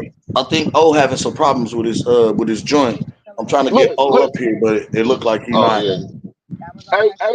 Hey, Bills. I was texting while I was on the panel, nigga. What you mean, nigga? Nigga, we I had was we like, had the what is it? memes, we had the memes and hell everything yeah. going, nigga. We was Tear like, his ass Man, we up was in the group frying, chat. man.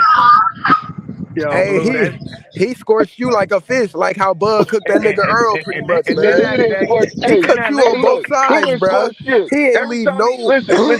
listen, he didn't score shit because I had his ass fumbling, bumbling. Where he's asking me questions instead of just being straight direct. He was But moving the Blue, goalposts, wasn't but standing Blue, on no business, wasn't standing on no business. He did the but same thing he Blue, yo, if just you gonna do, keep muting and my another mic, person. bro, then. Why he keep muting yo, No, he me? was hold on, yeah. boom, But bro, boom, if you boom, gonna keep muting my Hey, mic, bro, then boom. hey, hey, oh, don't Blue, get my Blue, then they you gonna made keep that you. narrative up, bro. Hey, Blue, they made you do the Stephen Brimley. That nigga said, "Let me talk, But bro, please." You know, I understand, nigga. If you go, that's why I told him if you gonna be get acting him, like that, Cam. nigga, you gonna be Get him. Shout out listen, to the Get Brim that listen. nigga. Reaper, Hey, man. look, hold on. Let One me thing I Look. will talk, say, please. listen. At least I can go on the panel by my goddamn self and stand my own. Hey, Man, I listen. that's not what don't it's know, Hey, Blue. about. they I'm gonna all tell Okay, you, working. Blue. That's okay. not what it's Blue, I've about, been, bruh. Like I yeah, said, Yo, I've been that's they like they cooking going they their to threw the you out. wrong motherfucking They ass gym. for threw you years, out like man. Jazzy Nah, Jeff hell on a nah, French hell prince, No. nah. man. I'm That's They sitting like threw you there. out going to like the Jazzy wrong Jeff gym, on a bro. Fresh Like Prince. that's like going to the gym without your coaches and getting your ass beat, That bro. Like that's no. why I'm now. That's why I'm Cam the Baptist. That's why I'm looked at like an oracle, nigga. I was doing the same shit you was doing years ago. I was going panel to panel. Anybody I heard talking negative on Bud, I'm in they chat. I'm clicking a link. I'm on their panel. I'm on their t-shirt. Man. Right? I done I On don't collected bro. a know, few but Cam, I ain't scouts. never see you get surrounded though. Goddamn Blue got surrounded. Hey, Play a little Man. talk. Cam. They was throwing massive Hey, sparring partners at that nigga, Hey, bro. Bills. Cam. Hey, Hey, they Cam. was You know throwing who Bills, you know Blue? what happened hey when you they deal with one, you whoop one bad enough, the other ones be Hey, like, Cam. "No, Hey, I don't Cam. want You know who that." Blue? You hey know who Blue Cam. remind me of? Cam. You know who Blue remind me of? Who Fucking that? Lennar, bro.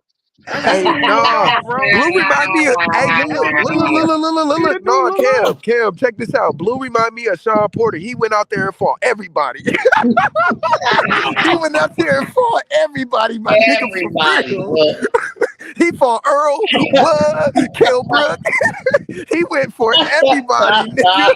He Hey, wasn't hey, playing. Danny Garcia, he was not nigga, faking. that man Yo, said, hey, look. hey, y'all tell my daughter, congratulations, she got 100. Hold on, let me get this off real quick before Hey, we that do shit was that. funny as hell. But Bills, don't Yeah, mute he's my mic, done. bro. Blue, come Hey, on, don't you mute my mic. you gonna Yo, keep that they narrative up, boom they boom. started cursing Blue ass out after that. God damn, Blue.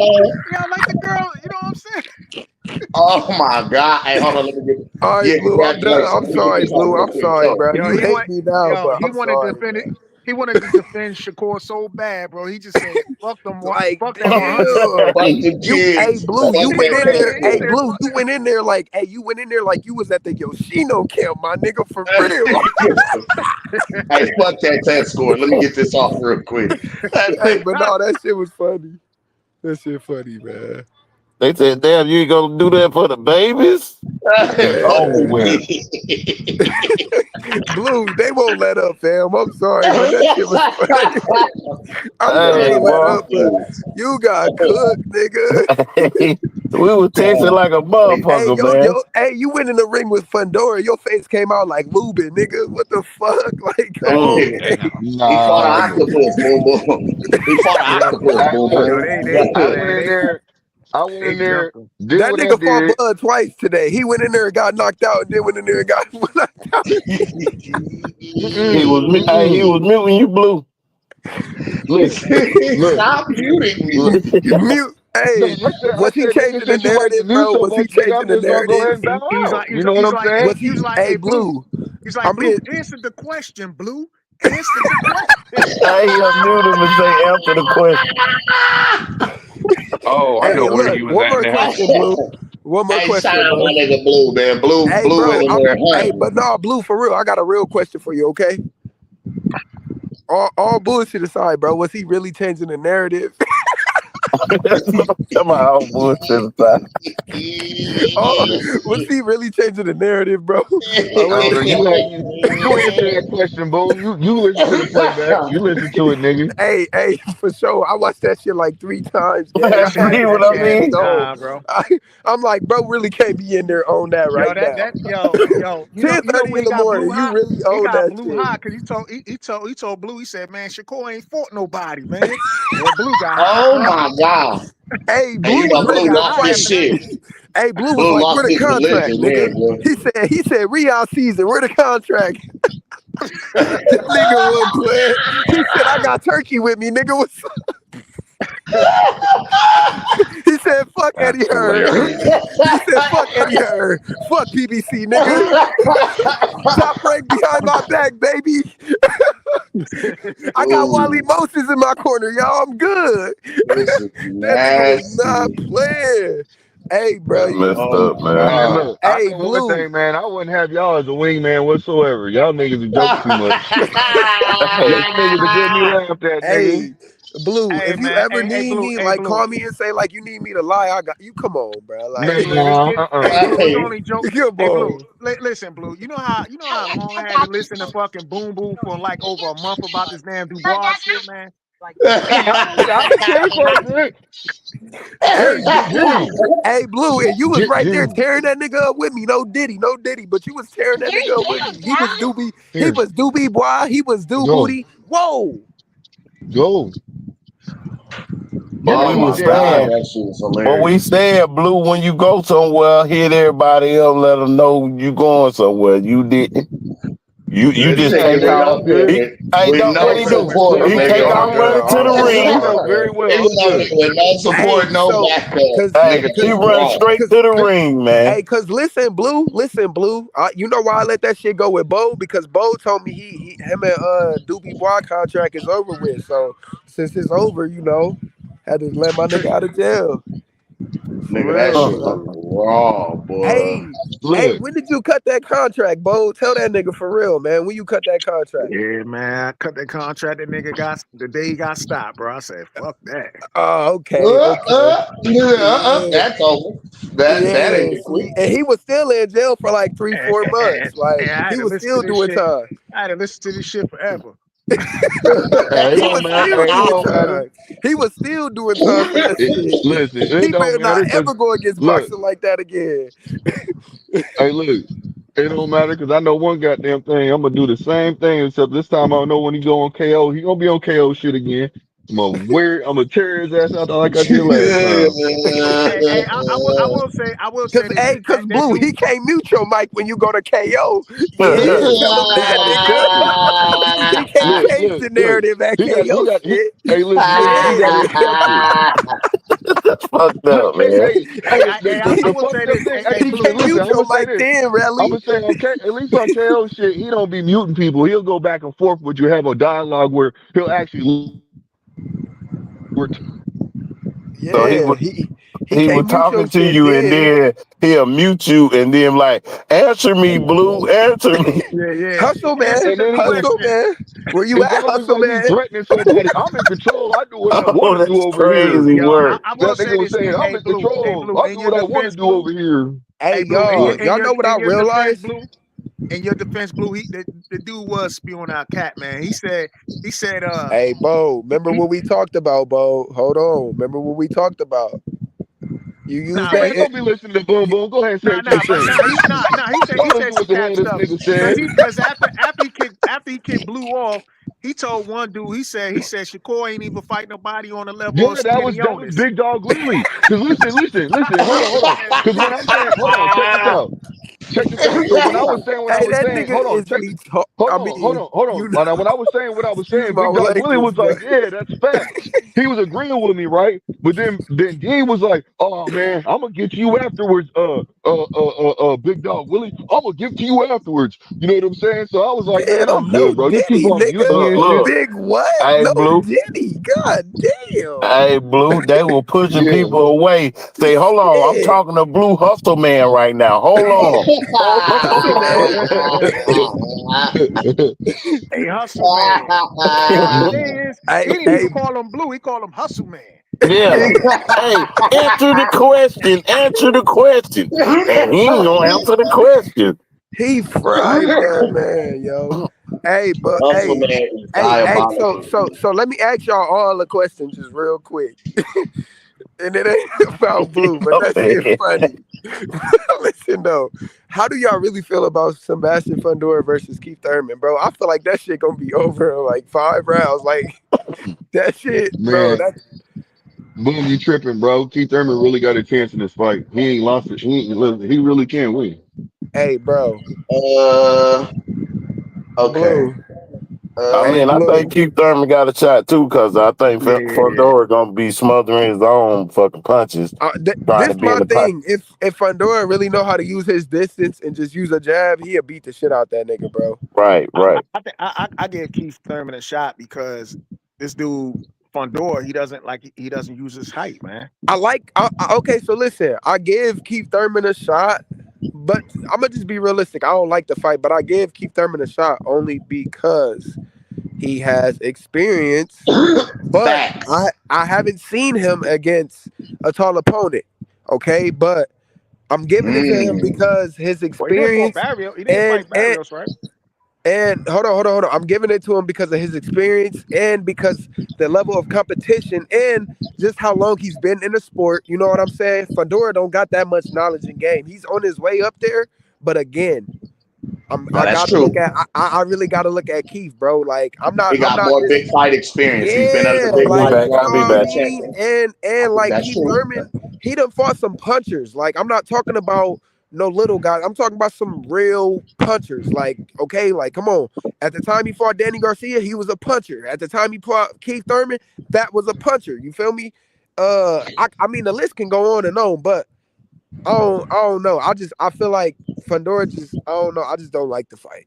It's just an ugly It fight in my pisses me eyes. off with this fight because I feel like Keith is popping his head out after all the smoke, after all is said and done. All Yeah. the time we wanted you to fight Hero, we wanted you to fight Bud.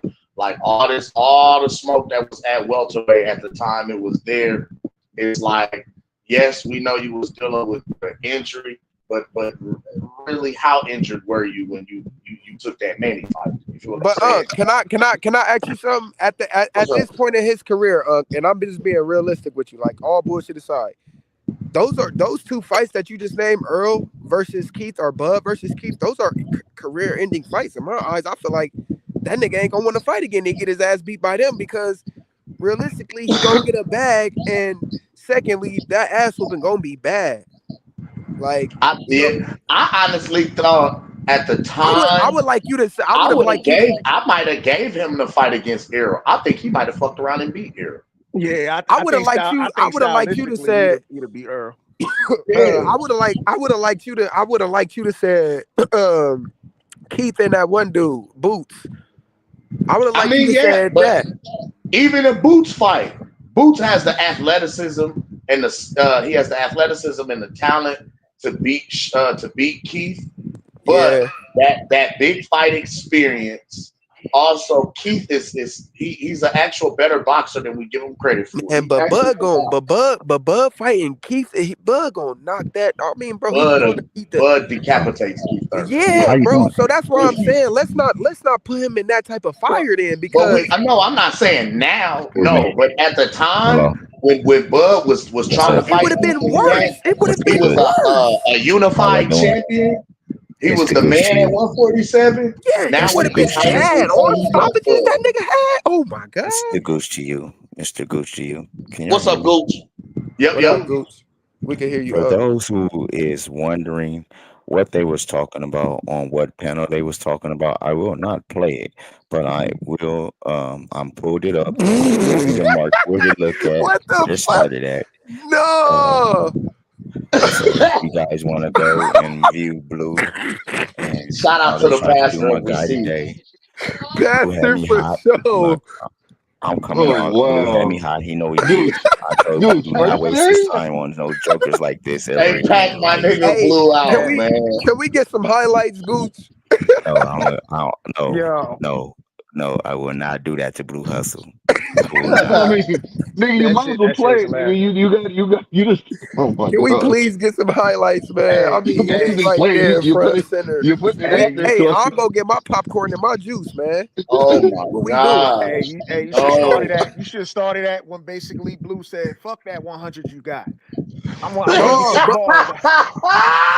Hold on, let me go to that. I'm gonna go to that. Hold on, I'm gonna go to that. Hey, but Bo, let's talk about this real quick before we get to that. Hey, let's talk about this real quick, Bo, because you got a point. Hey, you don't like Keith versus Earl or Keith versus Bud neither, or are you saying like you like those fights and you realistically think that Keith would have beat Earl at that time? You said. Yes. At that time, Keith Thurman was the man. And then he had the injury problem. Even though he was saying some stuff where it looked like he was ducking Earl Spence, I thought But stylistically, I thought he Hey, probably would have beat Earl. But look, listen, hold look, on, I'm Blue, a. hold on, Blue, hold on. But listen, the way that Earl beat, I'm not saying he beat him phenomenal, but the way that Earl beat Sean Porter compared to how Keith Thurman beat Sean Porter, you sure he would have beat Earl at that time? You don't think it would have been a draw? Because in my eyes, I'm Mm. seeing a draw, Well, bro. Earl Spence barely beat Sean Porter. Remember that was a split decision. Only the Yeah, knockdown game. Yeah, the But knockdown that was knockdown, the that was one a no, scrap between wait, Sean hold Porter on, and Earl Spence. hold on. I thought that knockdown solidified the win, not a split decision. What the fuck? It did. It That the solidified a knockdown won win, the but fight for Errol. Yes. Exact. Okay, so but from before the knockdown, he wasn't beating him like outclassing him. He wasn't none of that. It was a tough fight. Y'all telling me? Yes. That fight was That's a lot tougher for crazy. Errol than yeah, what a remember lot of people he kind of gave rocked Earl credit Spence for. a couple of times in that fight. He was actually beating Errol at one Ooh. point in the fight. I had the fight even Okay. until Errol pulled out the knockdown. I Okay. felt like it was a back and forth matchup. Like Sean was outworking him. Like Errol was boxing, but I felt like Sean was working. He was dirtying up the fight. You feel what I'm Yeah, saying? Uh, yeah. He drew Earl Spence in this kind of fight. Yes. but Bo, that's what I'm saying. You don't see a draw like me. Just being real, you don't see a draw against With Earl, Earl and Keith. I don't know, man. Mm. I just think stylistically Keith Thurman was the better fighter, but he had them injury problems at the time, so maybe Earl So would have what if got him. what if this happens? Look, Earl's been training. Keith is about to fight Fundora. Keith Thurman beats Fundora, and now you think that Earl Spence gets a winner out of this fight? I wouldn't see why not. I mean, Bud Yeah. ain't in the mix no more now. I Even told off you no all of this activity, was even off no activity. Because you ain't fought since 2023, my boy. I mean, yeah. We got to see how Earl Spence look now. I mean, that was another I don't think bad he's gonna pass look when the he took. same, but Look, y'all. The reason I'm bringing up the Fundora and Thurman fight is because I feel like Earl somehow, some way is going to get the winner of this fight. I wouldn't doubt it. I mean, I, PBC fighters popping their head back out Stop. after all the Man, smoke. and y'all then check this stop. out. Hold on, And hold on, then come on, hold on. I got cut in. I'm sorry for butting in. I do apologize, you guys. But stop. Earl's about to get beat up by Charlo. He is not getting that Fedor fight. It's going to be Fedor and Charlo. Charlo's about to come and try to get a vengeance. He's about to try to Oh make a my name god. because he's mad. Yeah, no, I man, don't believe that Charlo gonna do it, man. bro. Who Charlo, Hold on, Earl Spence fighting?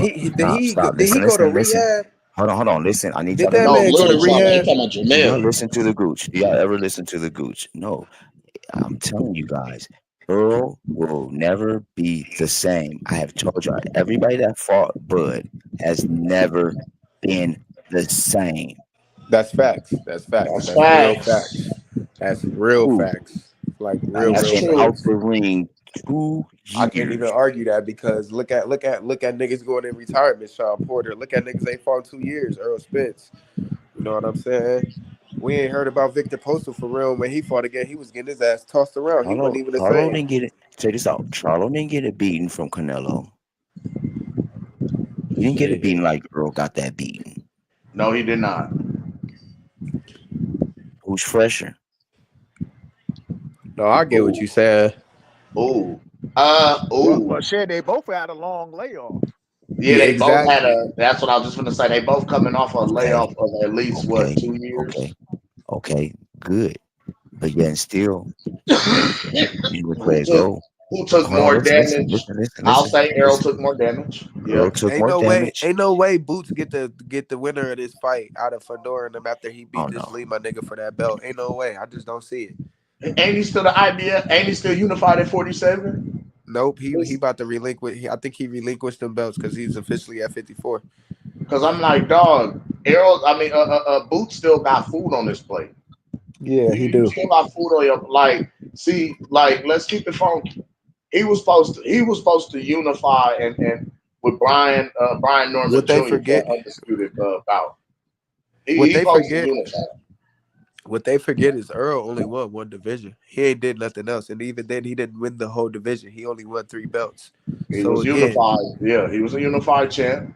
exactly. And I So give him again, full credit for being unified. But I do, but I'm saying, look, after that weight class, what has he done?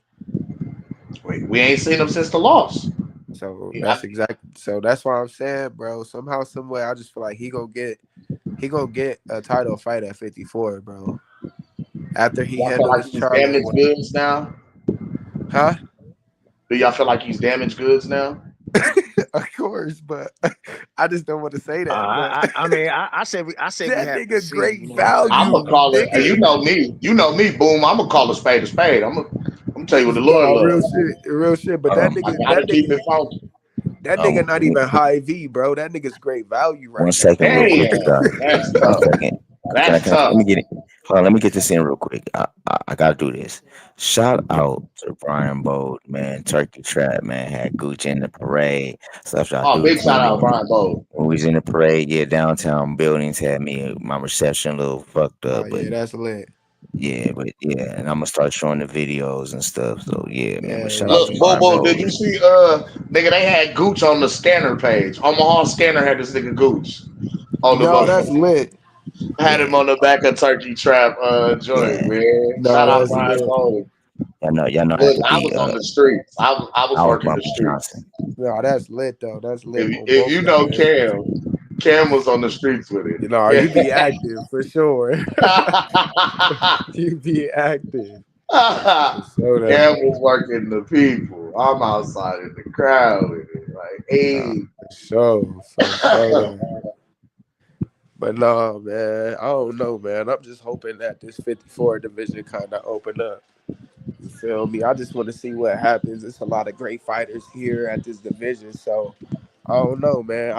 I want to see how it all plays out. I really want to see what that 160 division do, because that's lunch meat for you know who. And 60 is food, nigga. man, Food. so like, and then look at it like this. Then if he conquers another fucking weight class and wins all four belts again, then that nigga's better than Mayweather for sure, for sure. Head Fuck and is you talking shoulders. about? Four divisions, Head and nigga. shoulders. Man, fuck is you talking about? Now you really can't say shit. At all. Fuck. You can't Like say at shit right all. now though. You can't say nothing right now because when hey bro, listen, And this you all I'm realize saying. he can become undisputed at 60 in like 2 more fights. Man, it's crazy. And then look, this all I'm gonna say.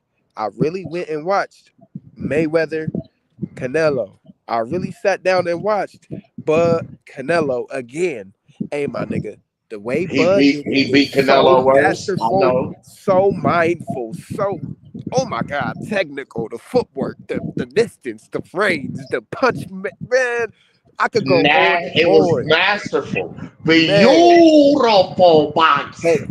hey, what Canelo say? Crawford's the better fighter. He's better than Canelo. He's better than Mayweather. He's better than You heard it. Mayweather. You heard it, bro. So that's it, bro. That's all I want to get off my chest, bro. Because I ain't got to say that at this panel, but this panel, they Bro, they they they know, man. They know, man. it's undeniable. Bro, Man, like, and I'll keep it real. Though Floyd beat Canelo decisively. He did. exactly. He beat Canelo decisively. I ain't gonna hold you. It was unanimous, right? What's so raw about that is because, like I said, Nah, even after, he ain't even get a unanimous. They gave. Remember, one of them judges made it a draw. oh, Wasn't it? that's Wasn't it? right. Hey, but correct me if I'm wrong. Wasn't it 115, 113, or like 117, 115, or something like that? Like I want to say it was 117, like 111 or some shit. Yeah, it was close, my nigga. But one of the judges that I guess got fired after that made it 114, 114. I was Yep. like, dang, that's fucked oh, up. that's right, that's right. What got me about that whole shit was because, all It was right, the old white dude. I just forget his name, but I know exactly what you're Nah, talking about, Bo. it was a lady. It was a lady, like some I thought it Mexican was a lady. dude. I thought it was a dude. And he was like white. I thought it was a female I, that I gave that could draw. be wrong. I could be wrong. I'll go back and look though. I'm gonna go back and look again, man. I thought it was three males on that judge. So but what got me on that is, like go you ahead, said, Unc. My bad, bro. no, you good. Floyd beat Canelo decisively that fight. He did.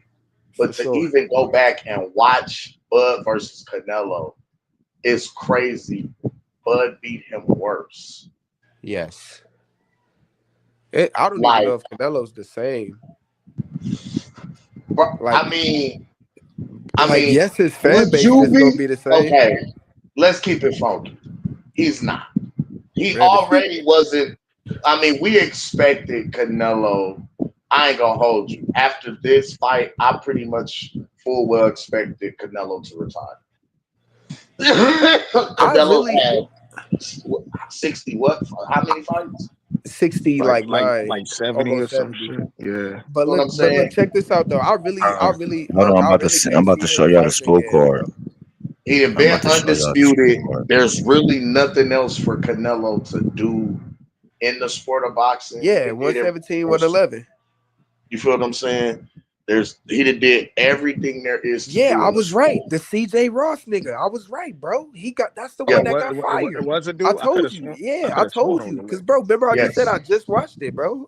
Oh, okay, Like, okay. yeah, no bullshit. No boop boop don't lie. Boop boop don't lie, nigga. Come on, man. We keep it thorough. It's boxing to you, baby. Fuck they talking about. And what's so nasty about that How fight, do you boom? score that? But how do you score that 114, 114? Please tell me. Right. Yeah, they did him. They did him dirty. But Bo, see, don't make me put you back in jail, bruh. Nah, Please. I could have sworn. I could have sworn it was a lady that I'm gonna scored it. let you slide. I'm gonna let you slide. That's a But misdemeanor. no, That's a remember, peep misdemeanor. though, peep. I'm gonna tell you. This looked like the cook up. This was the play, right? Uh-huh. Because remember, we all like the big narrative back then.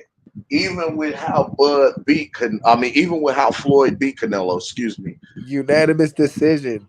They said that it was a passing of the torch. Yeah, that's what it's supposed to be because it was like in with the new, out with the 116, old. 112 is crazy. Right. Hey, So at listen. that time, it was like Floyd phasing out, Canelo the new face, the new guy, the new Hey, face of hey, boxing. hey, please give me y'all. So please give me y'all. What was y'all scorecard for Canelo Crawford? Please give me y'all scorecard on this. What was y'all's? I must say, for me, man, I had it like 9-3, and I'm just being generous. Only reason why I say 9-3 because the first round I just gave it to Canelo because there wasn't really no action in that round and shit. I just thought maybe Canelo might have threw an extra punch or some shit. But other than Uh-huh. that, I had it 9-3. I gave Canelo 1, 5, and 8. And that's it. Okay, and then what about you, Cam? Um, being generous, I scored it 9-3. I'm gonna tell y'all the real what I But scored. going back watching it, I really scored it 10-2. Bro, the Thank you, first like thank I you. gave Bud the first initially I gave Bud the first round because he outlanded him. I gave Canelo the second round because Canelo was more active and landed a little more the second round. I gave Canelo the fifth and the eighth. There was no other round in that fight that Canelo won. Okay, bet. So listen to me, y'all. This is just a real boxer thing from y'all from me to y'all. I only gave Canelo 1 to 2 rounds. I'm going to say the 8th round. Mhm. Okay, and then I am going to say the 3rd round. Canelo took maybe. But and when I say this, I only say this because I still feel like in those first 2 rounds, even though it was a filling out process for Bud and just seeing how things would feel and go at what punches was gonna do, I still feel like Bud managed to keep his range, his distance. I still feel like he managed to have a great jab. I'm talking about a wonderful jab, a Yes. splendid jab. You feel me? Yes.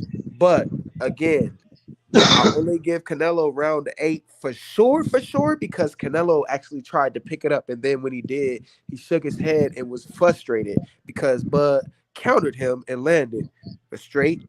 Yep. And on top of that, I don't know, man. I only can give him round 8 because that's where they feel like Canelo's like, fuck, this shit getting embarrassing. This nigga really beating my ass right now. He landed. Canelo really Yes. tried to. It was like for everything that Canelo did, Bud countered it. And then when Yes. Canelo tried to pick it up a level, not only did Bud pick it up, he picked up the level, he countered him in the pickup and then took it to another level. You know what Yeah. I'm saying? So it was like, fuck, I can't, everywhere I go, this little motherfucker is there. Hey, You know what I mean? and one thing I want to point out too is the referee Thomas Taylor. He made a few. If you go back and watch the fight, when Bud would land certain punches, even Thomas Taylor had a face. He was like, "Damn, hold on, that was a good shot. Oh my God, Bud, do that Yeah. again." I seen it on the referee face. I knew from the 4th round and up. I'm like, "Oh yeah, this is Bud. This is Bud shit right here. Hey, This is all Bud." I will say this though. It was, I seen the referee with a face. I seen the referee's face go up like, hold on, Bud just touched Canelo like that. Oh yeah, this is his shit. That's when I It's a knew like, fight. oh, Yeah. this when I knew, I oh will yeah, say this that our shit. the fight was clean. That the referee really had to get too involved. You know what I'm Thank saying? you. Yep. Facts. That is Facts. Yep. very true. It was a chess match and then a boxing match. And the Yeah. ref didn't have to do too much of anything. I don't like Tim Cheatham. Well, his score. I don't like none of his scorecards, bro. His It's, scorecards be it's in wonky, the bro. name. Boom, boom. It's in the name. But he just a walky nigga, bro. Like walky. It's in the Like name. Boom. I Like told y'all. even though he agreed with me that Bud gets round 3, it's just crazy how did he give fucking Canelo round 10? What? The What 10th. is he watching? Bro, like how did you give nobody in the world could have given Canelo the ninth or Nobody in the 10th world would round. have gave that nigga the last 9 round, the last 9, 10, 11, and 12 round. They wouldn't even thought to look at Canelo. Period. They would have been like, nigga, fuck Canelo. He frustrated. I'm frustrated. I'm about to cry with Like, Canelo. You feel me? That was them. because That nigga Tim was tripping. when you saw that man Bro, stop, he gave Canelo he round stopped 7. fighting, dropped his hands, and like gave us a deep sigh, like fuck. You know what I mean? Like But you of but you Yeah. heard but frustration.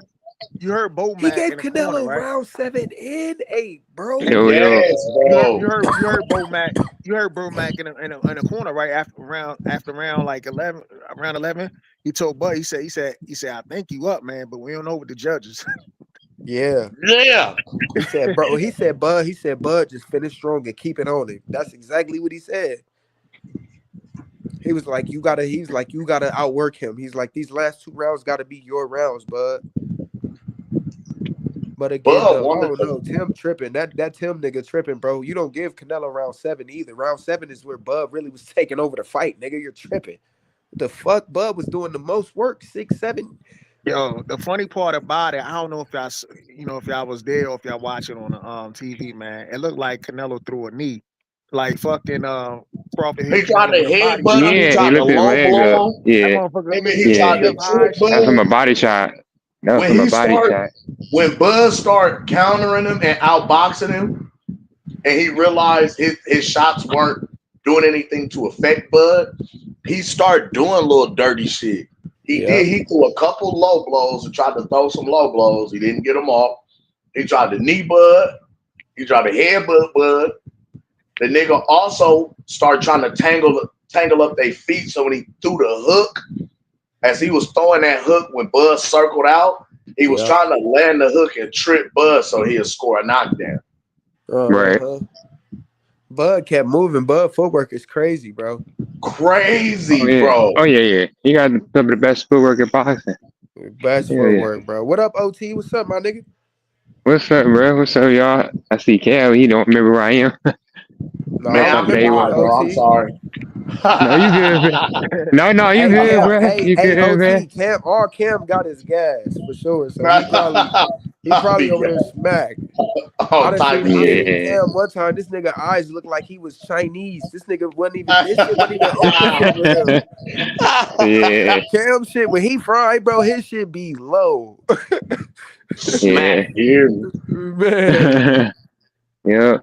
Man, I know y'all probably already touched on the little situation, the traffic stop. I just hear wanted to me? ask. I'm not even. I just want to ask one Nah, question. hey, y'all go ahead. I'm gonna be right back. Hold No. on. Oh no, no. Yeah, I ain't gonna go too deep. I just want to ask. So, is it true that Bud got a ticket or a citation for reckless driving, or that's what they trying to say? They say officially on the record that they gave Okay. him a ticket for reckless driving. Yes. Okay. Okay. Cool. Cool. All right. Out That's of all I need to know. everything, out of Yeah, yeah. all of that happened, he walked away Right. with a ticket. Yes. Yeah. Okay. No formal Yeah. charges. Like Okay. Because I was trying Hey, to see what they trying to use that as an excuse and just say that like, oh, he was reckless driving and he wasn't. he hey, wasn't not arrested, but yeah. So the Okay. official police record, yeah, he was charged. He was cited. Let me say that he was cited for reckless driving. Uh, Yeah. the firearms were illegal. Every firearm in the car was was legal. Everything was actually registered. You know what I mean? Not Mm-hmm. only was all the firearms legal and registered, but also, like I say, you know what I mean? They were able to basically move the goalposts and go in and yeah, they said they put him over for one thing and then Right. after Just escalated. reconvening, yeah, Mm-hmm. after the whole shit escalated and you didn't put everybody out, you know what I mean, cuffed them, now they reconvene and decide to, hit them with hey, something else. After not really the guns come back legal and you can't hit them with them. You try to make something Okay. stick. You know what I'm saying? Yeah. No, yeah, because I'm like, people saying, I'm like, I had to find a truth. I'm like, they said, well, Bud, he was driving too fast. And I'm like, man, let me find out. And I seen an article. I'm like, oh, okay. That's what they said. So I guess it's On the hey, true. record, yeah, but hey, and the not to one thing cut But that y'all still about ain't it a is reason, though. That still Bud ain't got a an reason for what they electric did. vehicle, so the electric vehicles record inside. So Yep. Yeah, the app, I you'll heard know about it. if Yeah, I he seen a has whole, infamous on the Yep. Yep. Yeah. vehicle. Hopefully they release it. Hopefully, you're able to share that. This shit. Hey, You not to know. not to not to cut y'all off or nothing, but yeah, Jessica, back to that Canelo Crawford fight. Yeah, no, you right. Maybe I don't know. Maybe I'm tripping. Maybe he does have round 5 and 8. Only reason I say 8 is like I said because Man, Canelo was trying. He was yeah, on trying that to get fight, off some shots and right? got I gave him frustrated when 5 to Bud 8. countered him. So, I mean, But yeah, he maybe, really didn't win maybe, no round. maybe 5, maybe round 5. But again, like I said, his real round to me was round 1. I had it 11-1. Realistically, I had the scorecard 11-1. So Yeah, Yeah, that's generous. like I said, that's one me to being me, real nice. Hmm. round one was more of a swing round, but rounds Yeah, five you and could eight, say that. rounds 5 and 8 was a definite Canelo round. Because I round gave him 5, that's when Canelo started getting off. But other than that, man, Canelo ain't doing shit else. nothing, bro. I said, oh, he washing him. I mean, He's round one, backbone. round only reason why I say round one is Buzz because Bud was just coming out with a nice little jab, just touching him just to see how Canelo would react. So that's why I say that first round I swing it towards Bud. Round 5, only reason why I'm agree with some of y'all is because a lot of people that watched the fight or was there keep saying that 5 Canelo kind of tried and was touching him a little bit, and then like I said, round 8. That was when he was trying, got frustrated, Mm-hmm. Bud countered him, and that's when it showed. And like I said, if you really do go back and watch it like I do, you will see in round 4 the ref face when Bud landed that counter shot again. Y'all see the ref was like, "Oh, that was nice." You feel me? So the ref, I think even the ref was like, "Man, I'm happy I'm in the ring watching this shit." You feel me? Yeah, So, man. so man, but yeah, man, That's why I wanted Kenny Bayless. yeah. Kenny Bayless got some funny faces, man. All right, no, that's oh boy, never mind. Oh yeah, you talking about dude? You mean the dude with the bug eyes? Yeah. Fuck him. I Kenny be forgot his making them name. faces like, ooh, fuck. Oh, shit. Hit him again. Like, what you gonna do about it? Like, But remember, he you know that whole Tank shit. That's what fucked it up for him, man. That Tank and yeah, Roach fight. uh, uh, that man, that shit pissed me off. He should have just kept counting at Tank. He should have just kept counting 2, 3, 4, Yep. 5. He should have went to 8. He should have went to 8. I don't give a fuck what nobody say. He should have went to round. He should have counted to 8. Stand at 8. Tank, sorry, buddy, but you took that knee, bro. You took a Lamar knee, Roach. bro. That Lamar was a Roach, that's your knockdown. round. Lamar Roach, that's Yeah, your that was round. a And knockdown, bro. Lamar Roach with the upset victory over Javante Tank Davis in my Oh my eyes. god. So I see why you went to go see about Jake Paul and shit, bro. Go get that check, man. pussy. Hey, Hey, cause man. look, Shout out to the panel, man. I'm about to get up out of here. It's bedtime for a young nigga like me, man. So let's keep it funky. love all Tank y'all. bypassed. He bypassed 5 pounds. He bypassed all that smoke at 140 to gain 40 pounds to fight Jake Paul. Mm. Right, he is getting the bag for. I will say that. He get a bag, but I mean, come on, dog. Nah, I see what you're 140. saying. Because he said Ryan Garcia was too heavy, too big. You know, Devin Haney Ryan too at big. 140. Ryan at 140. Dev could fight at 40. Shakur at 40. All your smoke is at 40. But Let's I will say this though, if you know, in his defense, you know, somebody coming at you with a large ass bag, I think every one of the other dudes will hop on it too. You know what I'm saying? Even though I don't like this shit, I would like to see fucking Tank fight a Shakur Stevenson or one of those guys. But somebody throwing a big ass bag at you, I I, mean, I ain't gonna lie to you. For one fight with Jake Paul, he getting what 30 million. I don't know if he's getting anything on the pay-per-view side, but I he's supposed to be getting like 30 million, right? now I wonder how much of that 30 he's actually getting before they start taking their cuts. You know, PBC Al Heyman gonna want his cut. Come on, man, you gotta But pay Al, you gotta pay Sam. But yeah, what I mean by that is, and that's what I'm getting to overall. Overall, shit, you don't think that these legacy fights overall would have potentially net him the type of money that he's ultimately going to make with this one Jake Paul fight. Because let's look at the names that's out there. Tank and Dev. That's a fight that people wanted to see. Even though Dev got knocked out by Ryan, people stuck. Knocked Well, I ain't out. gonna say knocked out. I ain't gonna say knocked out. He was all but slept by Ryan. He was getting dropped by Ryan, right? Yeah. Now everybody kind of automatically assume Tank stops Dev. People still wanted to see that fight and see if it was true. Now, not only that fight, which that's still a nice bag.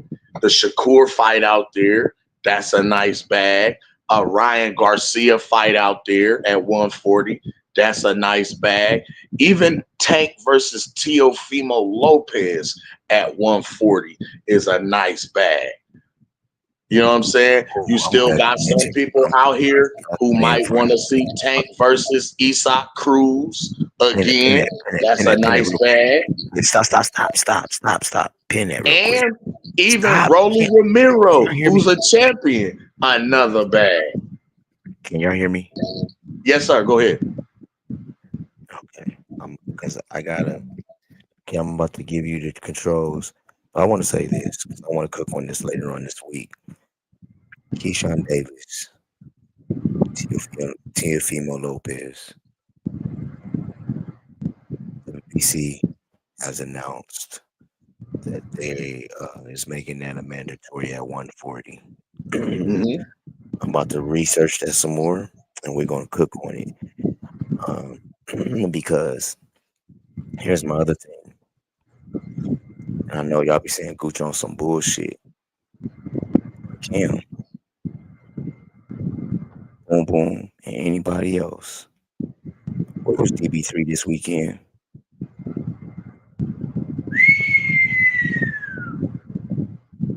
Shakur was here.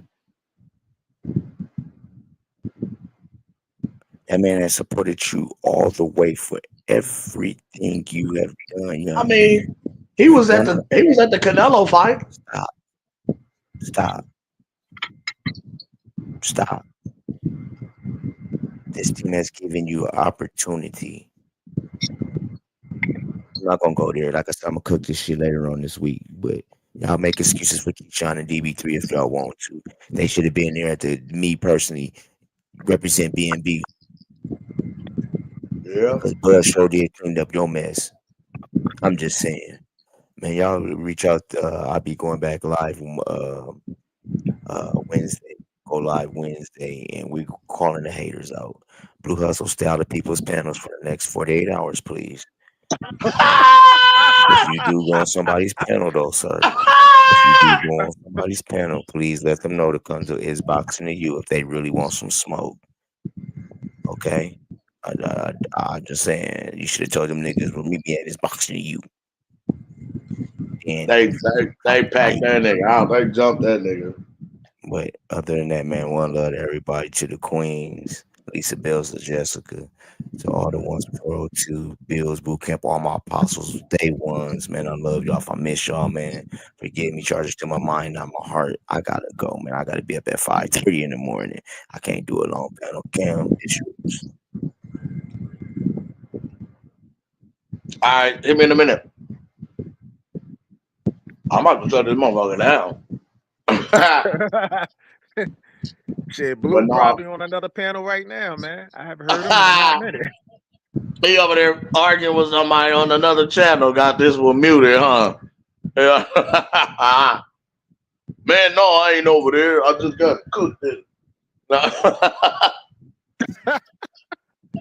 Shout out Blue, man. He over there behind enemy lines still Hell yeah. He probably getting that saw work in. he probably saw a topic that said Shakur Stevenson, and he went in. He was like, "Yeah, I gotta hop on that shit." I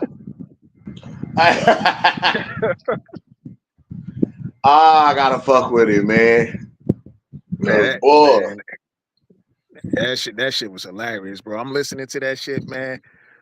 You know, especially that part where that little girl was like, you know, I got 100. That nigga started saying, "Yo, hold on, I gotta get this joint out. Let Hold me on, get let this me out get real quick." this off real quick. You done told that baby fuck her education. Let me get these bars off about boxing. Fuck what you learned at homework today. Let me get these bars. So now y'all know. Boxing don't care about your education. It don't care about your background. Boxing don't care how much money you made. Boxing don't care about none of that. You gonna get these bars. Bruh, man. These historical bars. Man. Well, that nigga, boy. Yeah, man. Hey, Blue, bro. man, He stand 10 toes down for Shakur, bro. I gotta give him that, man. I ain't even mad, man. And you know what, little bro, as long as Shakur stay focused, you know what I'm saying, stay on the straight and narrow, keep working hard, I think he'll be a great in this sport. You know what I'm saying? And that's somebody to get behind. I feel like he got with Bud, you know what I mean? Bud showing them the way through this pro shit, showing them how to navigate through it.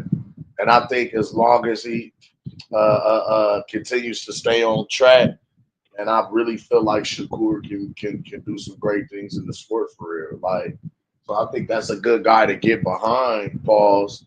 But I think that's a good name to support and rock with. But in the same token, I just want the work to back up all the talk on Twitter, all the everything. Like the one thing that I say Shakur does that even Bud don't do a lot of. Shakur kind of be on niggas ass on Twitter. He talks shit to his opposition, to his you know what I'm saying, to the other fighters, other opponents, other guys out there. You know what I mean? Now, if you know anything about Bud, you know he didn't do a whole lot of talking, but there definitely was some back and forth between Bud and some fighters online. Like I don't know if y'all remember Bud and Danny Garcia going at it back in the day. This was years ago.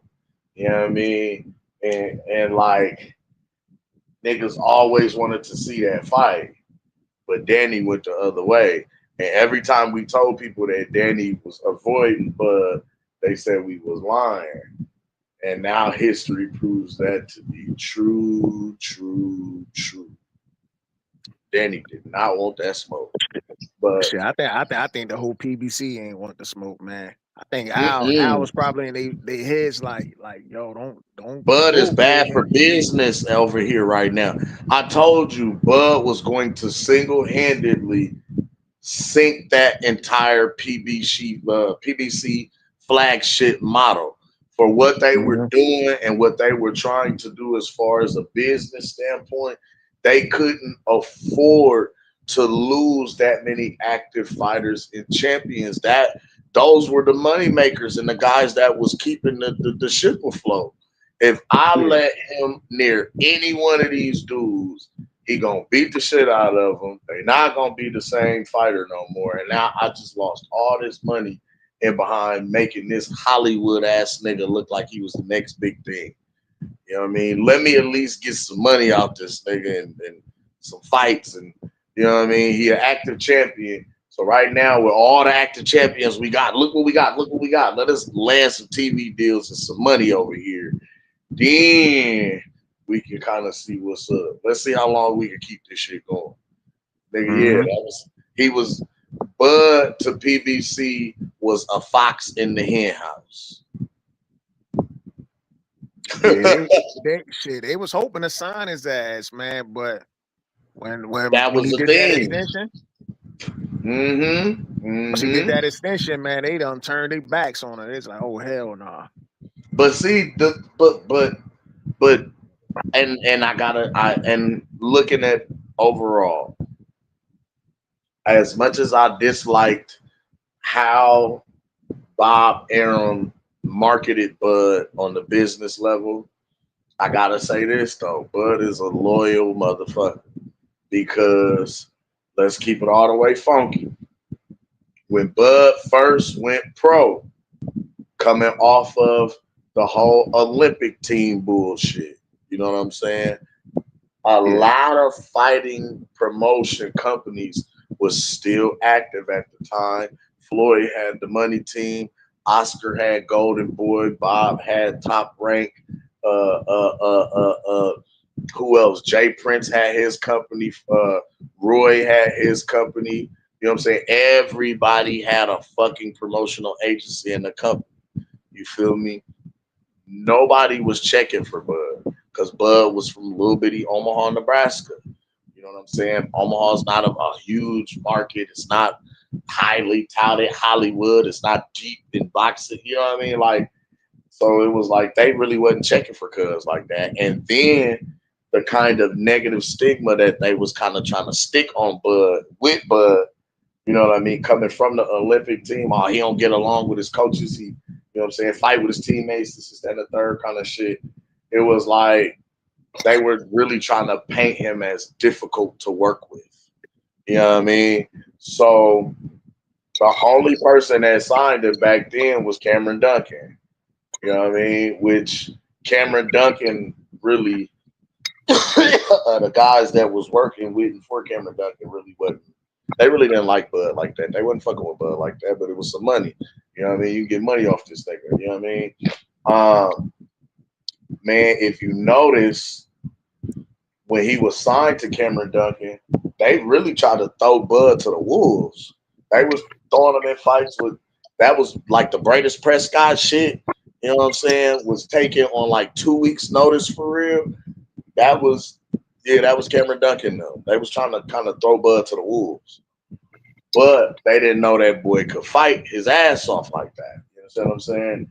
They didn't realize niggas was ready. Niggas had been training. Niggas was already on something. So But when he went in there, I go did ahead. hear that. I did hear that they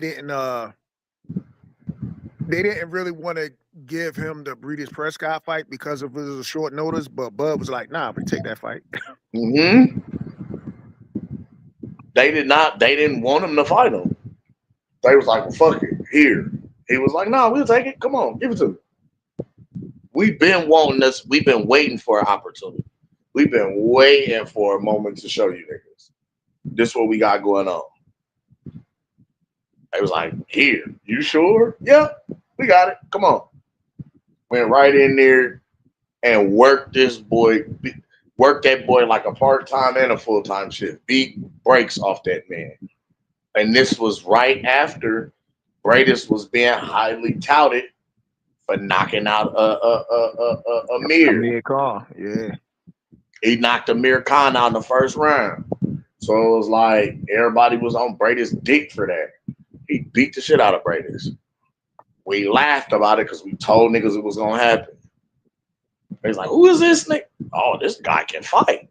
From then on, it was like we had been telling guys, we coming, we coming, we coming, we on the way. We here now. You know what I mean? What was raw about that whole shit though, like I say, was because I felt like they really weren't marketing Bud like that with Cameron Duncan now. Bob really kind of helped Bud get out that Cameron Duncan contract. For real, for real. Shout out Tim Bradley. Shout out Tim Bradley. Because Tim, I ain't gonna lie, Bud went out there and beat Tim ass. Let's call a spade a spade. Shout out Tim Bradley, respect Tim. But bro, Bud went out there dolo. No coaches, nobody, just him. Went out there to work with Tim in that camp. And when they were sparring, Bud would be over in his corner by himself, dolo, sitting and waiting, while Tim is over here getting coaching from his corner. Come out next round, Bud work him like a full-time job. He was whooping Tim, bro. Tim was like, why ain't you, what are you doing? Like, what the fuck? What's going on? You know what I mean? Like, Tim had He a said, lot to do with why he went to Top Rank for real. he said he came back the next day for sparring, and motherfucker came with a different game plan. Yes. Different set of tools. He whooped my ass orthodox. Now today he's southpaw. Wait a fucking minute. Like, this is a goddamn octopus. You know what I'm saying? It's a whole different guy. Whole different person. You know what I mean? Like, so yeah, Tim had a lot to do with him getting signed with Top Rank. And Bob was like, so you're telling me this guy's the real deal, huh? I can get a pretty penny. I can make some money off of him. I got another champion, huh? Tim like, bruh, he beat me and I'm a champ right now. He beat me and I'm a champ right now. This was when Tim was at what? 47, right? Come on, man. Hey. Come on, man. And remember, Bud, Tim was campaigning at 47. He was a champion at 47. Bud hadn't even made it to 47 yet. Yeah. Bud was still, you know what I'm saying? Bud was still campaigning at 40. 35, 40. Doing this 47 pounder like this. We've been telling niggas, man, for a long time. He been fighting bigger dudes. That ain't a thing. We that ain't shit.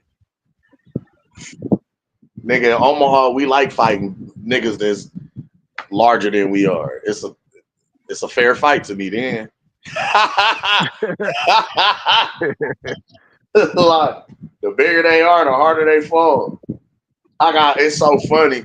I'm 5'5", but the kind of respect that I had got from different cats, you'll see some mountainous ass motherfuckers walk up and bend down and shake my hand and give me a hug. And you be like, how is this big 6'11" ass nigga shaking your hand? I'm like, oh, I ran him over.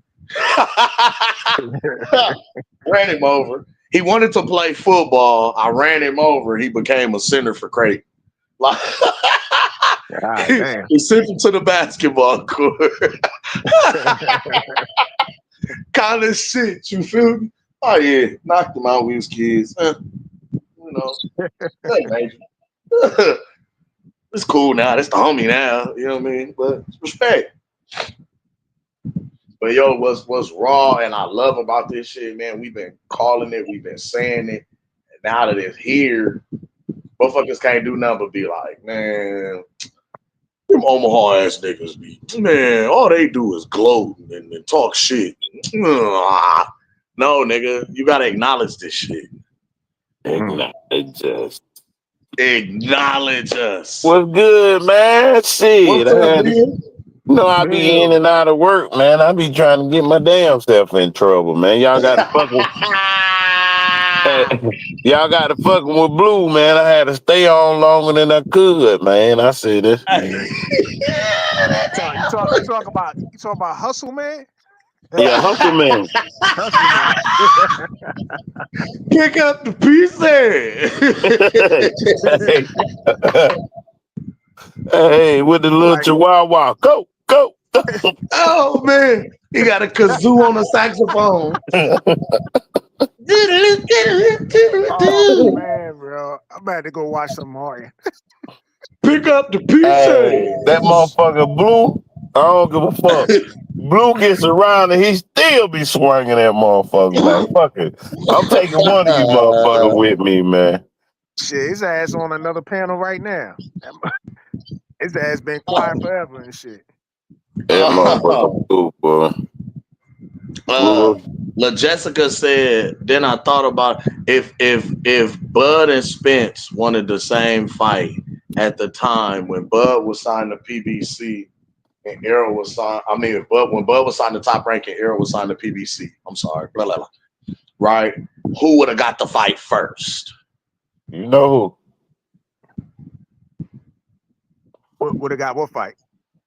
Like, let's say Pacquiao.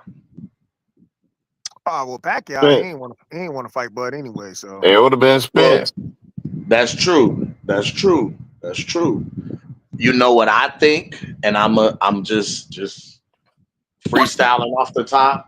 I think it was really kind of based on who Manny was signed with. Because when he was with Top Rank, although he was the cash cow, they purposely kept Manny away from Bud, right? Really? And that was the fight Bud was shooting for. He was gunning for that fight. We all remember that shit, right? Manny left Top Rank, went to PBC. The moment he got to PBC, they signed the fight for him and Arrow to fight. Remember, him and Arrow was supposed to fight. Yeah, but then he got his Car cataract. wreck. No, he had a cataract. he got his eyesight. His Oh, the detached Yeah. eyesight. Oh, that's right. His eye. He had the eye detached injury. retina. Yeah. He had the detached retina Yeah. because he came back from the car wreck. He fought Danny. And then he was getting Yeah, ready for the but why you Pacquiao fight. bullshitting though? They were trying their best to pack her resume though. It was gonna be They packed. had Manny. They scheduled Manny versus Arrow, and then the detached retina happened, and Ugas had to step in. I do remember that. Yes, I do remember that because And then Ugas beat Manny. Yeah, that's how. So I mean, looking at That's how he history, got the belt. Yeah. looking at history, I think I might have to say Arrow at the time because how they were moving Arrow. And I said this. I hate like I hate being right all the time, right? No, I'm just playing. But I said this. Remember, I told y'all Errol didn't have a lot of experience fighting different styles. They were trying to fast track Errol experience. Yeah, they were trying to get it, but You packing with a bunch of names on the resume, bunch of different styles. You know what I'm saying? Get them a bunch of different experience under the big lights. This was to try and fast track an experience to be able to put him in there with Bud. Bud has seen it all, been through it all, type shit. This is how he approaching every fight. You know what I mean? but the thing is, if Bud would have got the fights we wanted them to give him, he would have punished all them. His resume would have been ridiculous, and we wouldn't have never got the Canelo fight. Thank you to Madrimov for pump faking and breakdancing the whole fight. Breakdancing. Breakdancing is wild. Come on, man. Hey, You I don't shout pump out to fake like Israel this. Madrimov. Madrimov can fight. Madrimov can box. Yeah, Like, he can. I ain't gonna hold you. See what and they talk about how people judge people's resumes, right? When you go back and look at Bud's resume, I was looking at the opponents at the time that he fought them, and all of it, like they were really highly touting a lot of these guys Yeah, for they were different top tier. reasons at the time. And it started with Gamboa. Like, really, it started with Bradis Prescott, but after we beat Bradis, wasn't really nothing. We went out and made Sanabria do a barrel roll on HBO, made him do a front flip on his head. You know what I'm saying? So that really, you know what I mean? But then Ricky Burns. Ricky Burns. You understand what I'm saying? Ricky Burns. The name that the shit that went behind Ricky. You know what I'm saying? When we beat Ricky, boom, we off to the races. You know what, Gamboa. Gamboa was considered pound for pound. He was little mini Mike Tyson. Hey, that would be if you can get all the clips of what they were saying before the fight, for all them fights, all them fighters. That'd be a great ass video right there. Man, it's so much out there. I will say this though.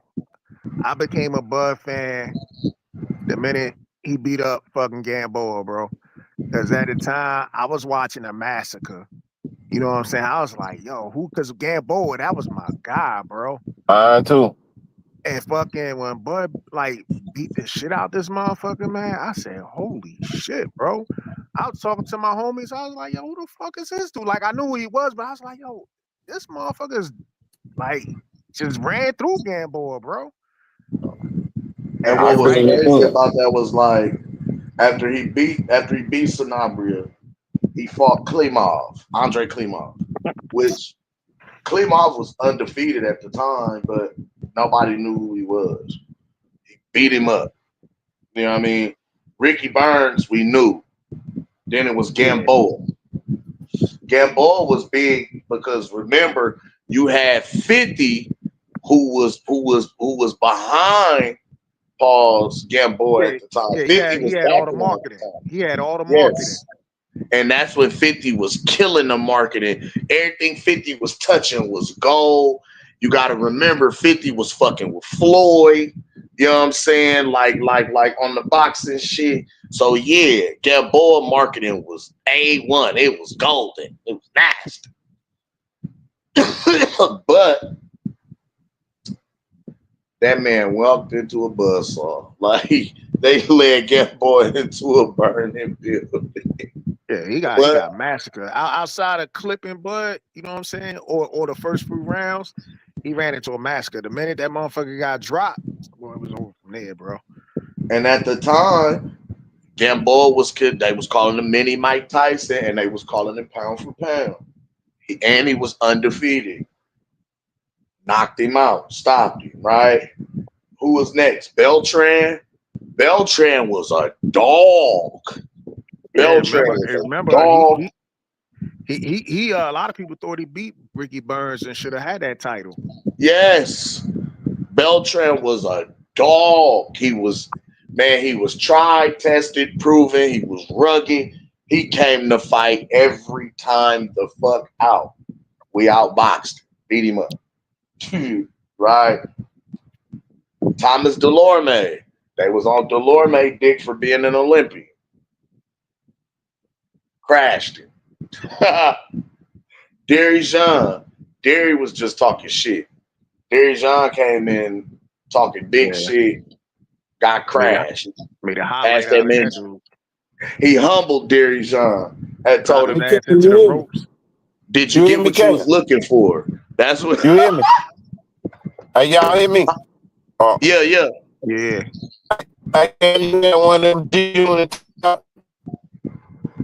going. You sound like Wait, you Transformers now. chopping up? Yeah, You hear me now? yep. Yeah, we got you. I said you got one of them D unit tank top, Cam. Hell no. I Yeah, you did. Hell Yeah, no. you did. I wasn't wearing that shit.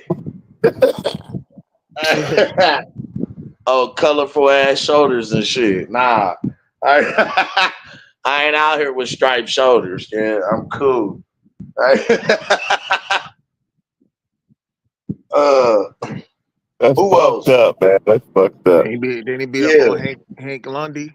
Yep, Derry Jean and Hank Lundy, he humbled them niggas. Them was some fights to humble niggas and shut niggas up. Shit, like him and Hank Lundy, bro, they almost got into it before the fight. They really was cut because man, He like was talking about his baby moms or some shit. bro, we really was into it with the New York niggas. And mind you, I fuck with New York. I fuck with New York heavy. I got a lot of love He's for from. some I thought he was from Philly. bro. They fought in New York. We got into it with the New York You niggas. talking about you fought in New York? That's where they fought at, New York. Yes. He whooped him in Madison Square Garden. All right. Bro. But we had Hank is from Philly because we got into it with the New York niggas, the Philly niggas. It was nasty. Like, and I got a lot of love in New York, bro. Like, I fuck with New York heavy. They fuck with me out there, right? But yeah, because remember, We was out there in Madison Square Garden. We made a nice little run in Madison Square Garden, whooping niggas. You know what I'm saying? Victor Postol was after Hank Lundy. Felix Yeah. Diaz. No, That's Felix was 140. Felix was still at 140, but it was like he whooped Victor Postol and became unified. yeah. You gotta remember he became unified when he fought Postol because he fought Postol for the vacant WBC belt. Mm. The WBC was vacant because remember that was during the time when Postol had just stopped Lucas Matisse. Yeah, they was calling him the boogeyman at the time. Yeah. The first pay-per-view. He beat the man. He whooped Victor ass. Unanimous. Then it was John Molina. John Molina Jr. Destroy him. Destroy him. I watched that. It was a stoppage. Then Felix Diaz. Now John Molina, they didn't do too much talking about. You know what I mean? It was more so some hopeful shit. Yeah. You know what I mean? The Felix Diaz, that's an underrated win, man. That's very underrated. Because Felix Diaz, they touted him for being an Olympian.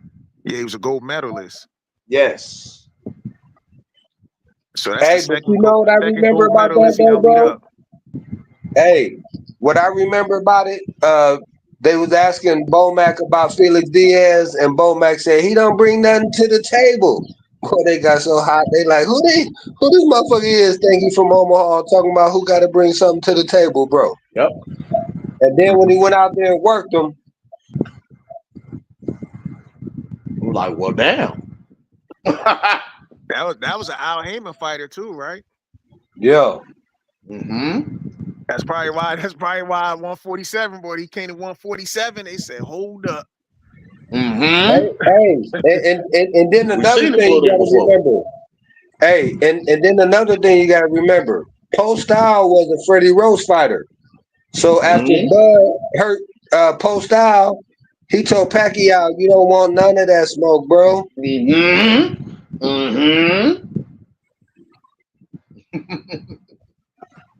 Oh, y'all remember now. Y'all remember now. Yeah. Hey, we never forgot. Come on, man. I just thought I'd walk y'all down memory lane. Hey, keep walking, bro. Keep walking. Julius Ndongo, that was undisputed. It was an undisputed fight. Julius Ndongo was a unified champion. He was undefeated at the time. Yeah, I mean, it really was a hope and a prayer. They was hoping and a wishing. But anybody who actually knew it wasn't happening. We knew that fight was going to end in a stoppage. We knew it was over with. Bud was becoming undisputed. But they was wishing on the star. They was definitely hoping and wishing. I don't know, man. And Dongo's tough. He's rugged. He's fast, man. He's gritty. I will say this, though. That nigga did went in 2 people backyards and fucking took the belts off their ass. He did. And he knocked out the Russian dude and he dropped the Russian. Yeah. I give him full credit. Yes. I agree. Nigga, no. I told niggas. Yeah, this fight, he finna stop this dude. Man, he's gritty, he's rugged, he's fast, he's undisputed. He's dropped with a body shot. Over with, right? Bang that body like a bass drum. It was over with. Jeff Horn. This is when we went to 47. And I know y'all know where this shit goes. Jeff Horn, fresh off the Manny Pacquiao win. He's the biggest fighter he's ever fought. And he's such a big fighter. He's so big. He bullied Manny Pacquiao. He's gonna bully Bud around. He threw Jeff Horn around like a rag doll. Hey, This was bro, first. and real quick, I just wanted to say, and if you also remember, PBC, meaning Keith Thurman and Earl Spence, both wanted the Jeff Horn fight, bro. But Mm-hmm. when Bud Yeah, got it, yeah, then they all of a did. sudden they said that belt don't mean nothing. Mm-hmm. Because they saw what Bud did to those other PBC fighters at 140. Yeah. Bro, they called. Remember when Jeff Horn won that fight against Manny Pacquiao? They called Jeff Horn food. Oh yeah. Errol went public and immediately said that he wanted to unify the division and he wanted that fight with Jeff Horn. And All of not this only is that, you know what's so funny is that there was no other side of the street. Because remember, no. Jeff Horn was with Top Rank at the time. Yeah. Yes. Yes. Talk about it. And we all at Man, 147. We still at 47. But yeah, the motherfucker, Jeff the Horn, who streets was behind the didn't, top right. Mm-hmm. the street didn't become made until Bud got the belt. Then it was a street. Mm-hmm. Mm-hmm. Mm-hmm. Remember, Errol said it was easy to get the Jeff Horn fight done. Man, we can Yeah. get this fight done easily, man. Yeah, come on. I want a unified division. Let's make this happen. Yeah, let's do it. He fooled. Oh, he fooled. Bud come up. It's the biggest fighter he's ever fought. He's such a big guy. He tossed him around like a sack of potatoes and stopped him. Like, but after that, oh man, Jeff Horn wasn't nobody. He was a paper champion. He ain't beat nobody. Who he beat? Old, washed up Manny Pacquiao. Now Manny is old and washed up until he beats Keith Thurman. That's crazy. Like, And also Earl Spence was campaigning for the Pacquiao fight. come on. Hey, and then also, that's when I believe Earl came out with the smoke and mirrors and Bob ain't gonna give them to me. But Right. also, when you had brought up the side of the street, the one thing I remember, that's when Bud had his street name. You know what I'm saying? And they didn't know how to respond to that, bro. And the infamous interview, the infamous tunnel argument interview video that came out to the world. That was after the Benavidez fight. That was 2018. Yeah. Mm-hmm. Yeah, Mo Hooker, right? Mm-hmm. Yeah, Mhm. that was right at that was remember Bud had beat Benavidez. He had beat up Benavidez, and then right at like a month later. Oh yeah. He only got one leg. Hey, but real quick, bro. I wanted to go back. Talk about and see that's another thing. I was just finna go there because Jose Benavidez was 27-0. The only reason Jose was such a big thing and such a big deal was because Jose talked a lot of shit. Jose came to Omaha and popped big shit. Like Jose was awesome. And mind you, I ain't gonna lie, Bud and Jose Benavidez really disliked each other from the They really disliked each other from the amateur day. Because Bud beat Jose. Jose felt like they cheated. You know what I'm saying? They was always on some shit like, oh man, they always cheating for Bud. He entitled. How's he entitled? Y'all from a bigger city, a bigger place. He just beat you. You know what I mean? Just like they hated each other. These guys genuinely disliked each other. You know what I mean? So when Bud fought this dude, it was real life smoke. Like they real life did not like each other. He gained Jose's respect, knocking him out the 12th.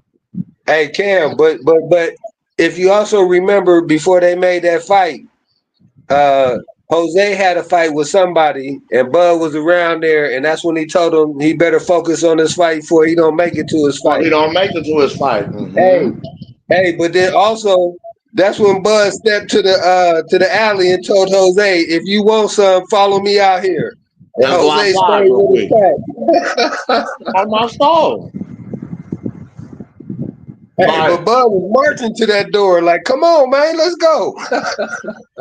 Bud was known for inviting niggas outside. Hey, but real quick, also I wanted to say though, bro, because at that Danny Garcia, Sean Porter post fight, when Earl went up there and was talking about Bud didn't fight nobody, and he was smoking mirrors, and Bob wasn't gonna give them to him. You know what he did the next week, bro? He made the Mikey Garcia fight, and that's when I got upset, bro, because I said, being from Omaha, you can't sit up here and tell a motherfucker he ain't fought nobody, and then you go run and fight Lil Mikey, bro.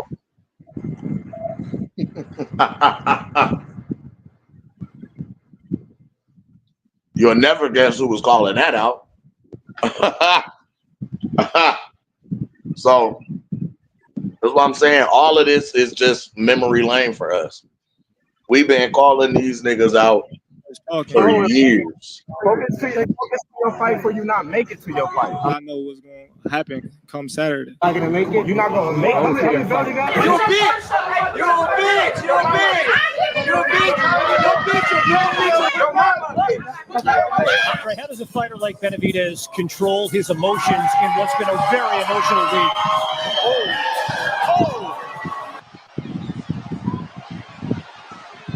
Sitting on the ropes and shaking his head is not how he wants to end this fight. Crawford gives up half a minute to finish him.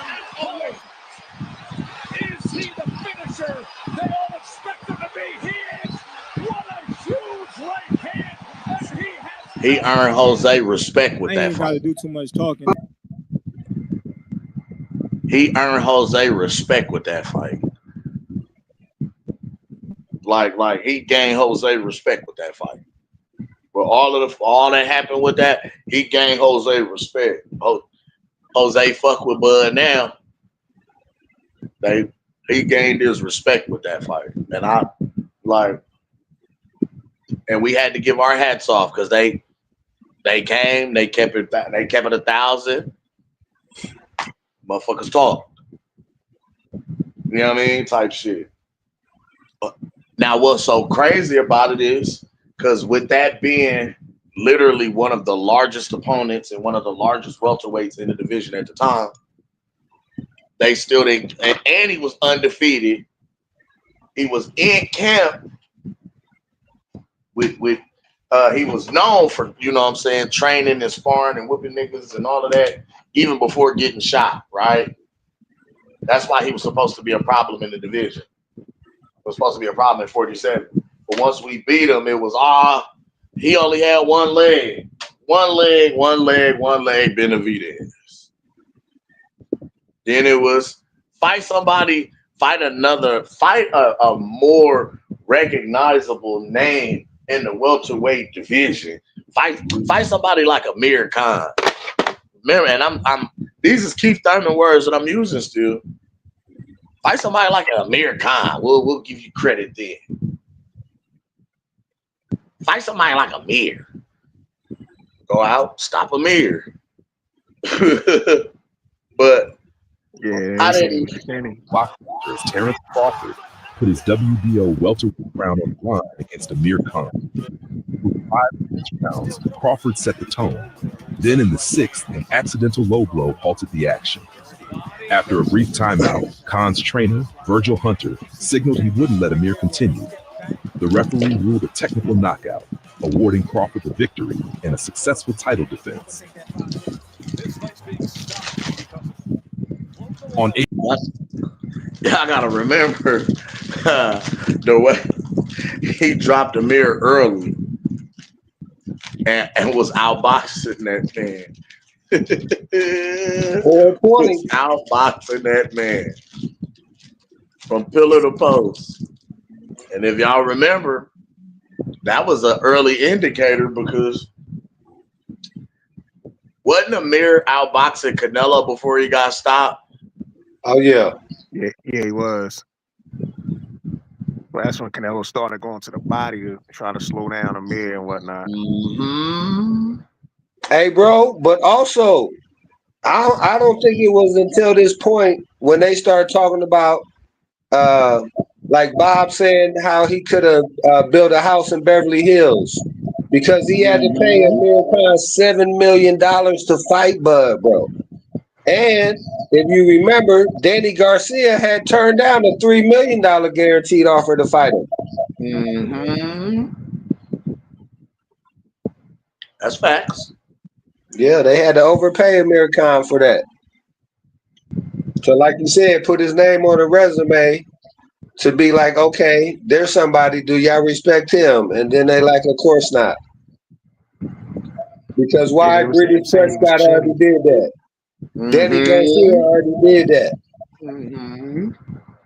Hey man, but I got a question for you though, bro, real quick. I just wanted to know because now Canelo was what 23 when he fought Floyd, right? Yeah. Mm-hmm. Okay, now I'm not sure on this timeline when you're going down where Bud would fit when he was about 25. But if you think Floyd and Bud would have fought when Bud was 25, do you think he would have gave a better showing than what Canelo did against Floyd? Yes.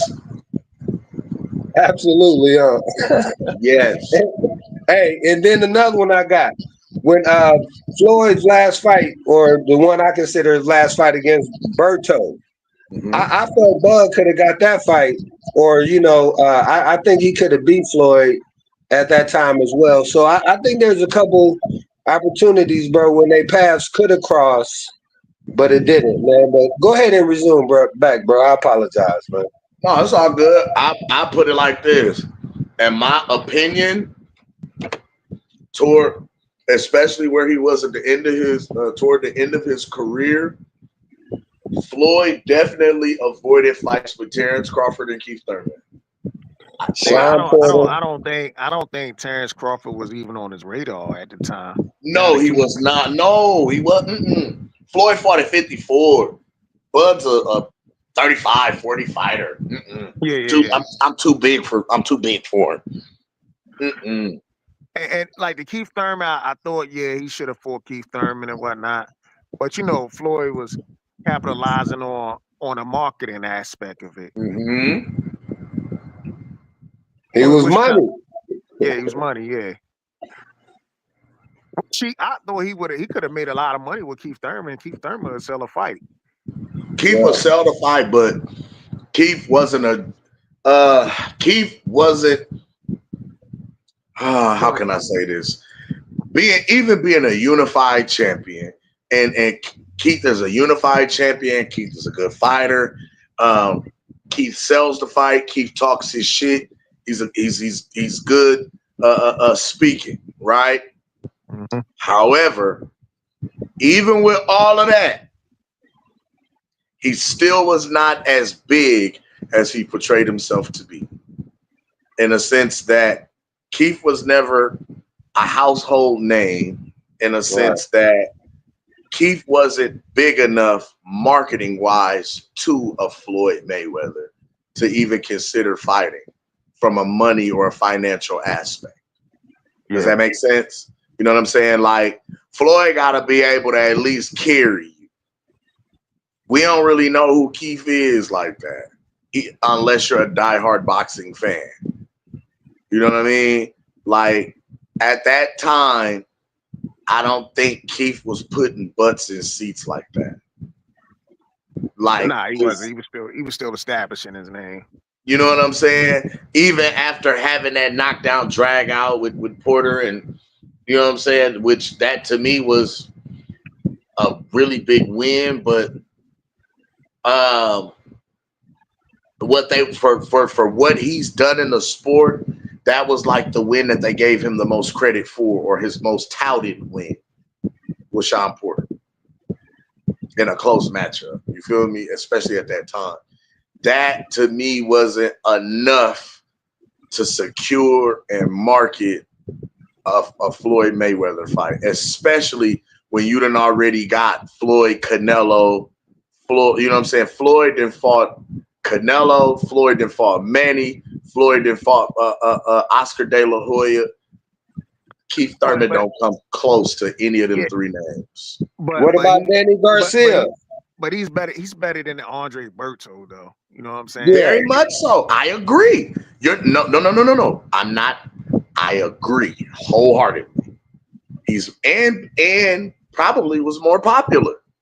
Right.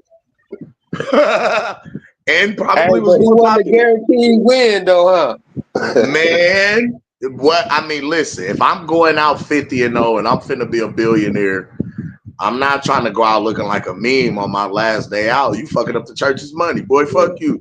Come on with this for show paycheck and let me get up out of here. Hey, Cam. Hey, I got a question real quick though, man, because I was just thinking. So after American, was that green beans after that? After Amir Khan was Kavalauskas, yes. Okay. That was And another underrated win right there. Very very underrated. Kavalauskas was undefeated. Kavalauskas could fight. Kavalauskas had pop in his punches. Like they really kind of shitted on Mean Machine. They called him green beans. You didn't know who he was. You couldn't pronounce his name, so he was a nobody. Like all of that. You feel what I'm saying? Like they completely shit on that fight. Like right then, that was during the whole he ain't fighting nobody turned here. out to be a battle of unexpected twists. Crawford faced off against Kavaliauskas and started the fight with his usual patient approach. Crawford didn't expect the same level of patience from his opponent, however, who wasn't easily lured into Crawford's traps. By round 2, Mean Machine landed 2 big punches, which created a buzz around the arena. In round 3, he picked up where he left off when he landed a big right hand on Crawford that staggered him and left him on the canvas, though the referee called it a slip, whereas others might argue it was a knockdown. Crawford got up and remained composed, yet even more fired up. He turned things up and applied more pressure, using his speed to his advantage, and eventually catching Mean Machine with a right hand that sent him down. 2 rounds later, Crawford sealed the victory when he dropped Mean Machine twice more before the ref stopped the bout. What we thought was going to be a normal night. What was funny about that fight? Because man, Mean Machine ain't nobody. We don't even know who that is. That's green beans. He don't know. He don't.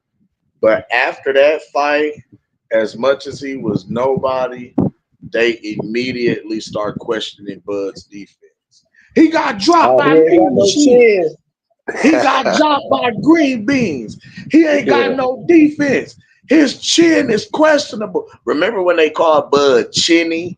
They was like, he Chinny, because Mean Machine dropped him, but the ref didn't call it. The ref protected Bud. They was trying to save Bud. They can't get rid of Al Heyman's cash cow in Bud. Yeah, they talked all that shit. And it was still, you ain't fought nobody. You need to prove yourself. Who have you fought? Give us another notable welterweight name. Somebody who's done something in the division, who's more well known. Beat somebody like a Kell Brook.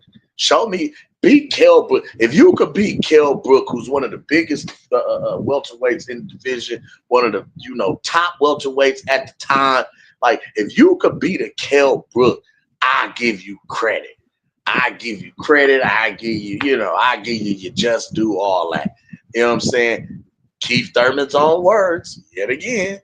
2020, at the MGM Grand in Las Vegas, Terrence Crawford stepped into the ring against former world champion from the UK, Kell Brook, defending the WBO welterweight title. In the 4th round, a thunderous shot sent Brook crashing to the canvas, and moments later, the referee waved it off, declaring a technical knockout victory for Crawford. Tony Weeks got in there just in time because things were about to get up. On November, shit was nasty, bro. He almost knocked him out the ring with that first one. That man was. Tony had to do the 2-step and get out the way. He flash knocked that man out. He said, "Where?" He literally asked Tony Weeks, "What happened?" Like, what happened? Why'd you stop the fight, bro? It's over. You're done. No. I make sure you make it back to your kids in one piece, and you ain't have permanent brain damage, brother. He done dotted your eye up. You don't even know where you at right now. Please have a seat with me over here. Come on, Doc. Give him some salt. It's over with. Yep. And then came Sean Porter. Now, and this was about, of course, we had been rocking with y'all for a little bit. You know what I'm saying? Because this was about, about the time the apostles was coming down and through. Where do we start this boxing to you? This is crazy. It was about the Kell Brook fight? Nah, it was still later. No, it was about Sean Porter. Because I remember telling niggas,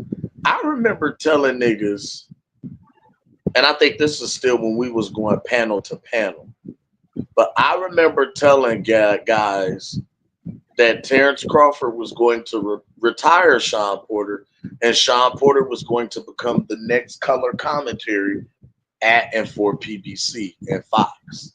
And motherfuckers laughed and told me I was trolling. Man, I didn't know what I was talking about. Sean Porter was going to dirty the fight up. This is the biggest fight Bud ever had. He ain't going to be able to do nothing with Sean. And yeah.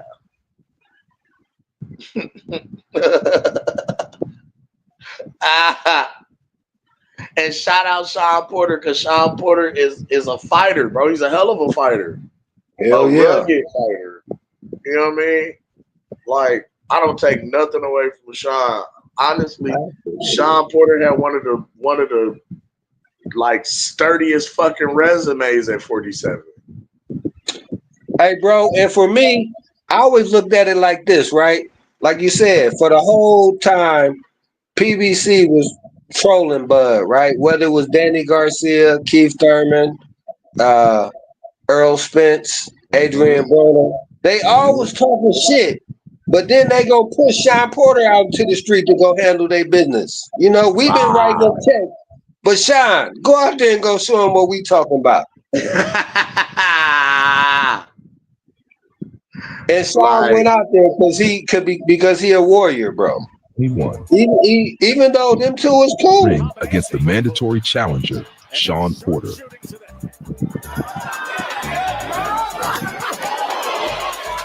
The body punches. Early in the 10th round, a pinpoint left uppercut sent Porter to the canvas. He got back up, but Crawford rocked him again. And that's when Porter's corner threw in the towel. The referee declared a technical knockout victory for Crawford in round 10. November 20th. And what was so nasty about that fight is because everybody was screaming Sean could have kept fighting. He could have got up. Sean could have got up. I said, bro, Sean arms was gone when he went to push himself up off the canvas that second time. He literally squatted to his feet. Sean and his dad knew it. And if anybody know what Bud was capable of, it was Kenny Porter. Facts. You already know if he knocked you down twice, a third time is right around the corner, bro. Look, who Bud also invited outside to the alley for a street fight at one point in time. Shout out Sean and Kenny Porter, man. I'm like, hey, if you know the Porters, man, them some good guys, man. They some real dudes too. Shout out Sean, man. Sean, good people, man. Sean came up here to the O. I chopped it up with him for a minute. He a good guy, man. He funny. I was dying because I was like, yeah, you didn't think it was that many. You didn't think it was that many of us up here, huh?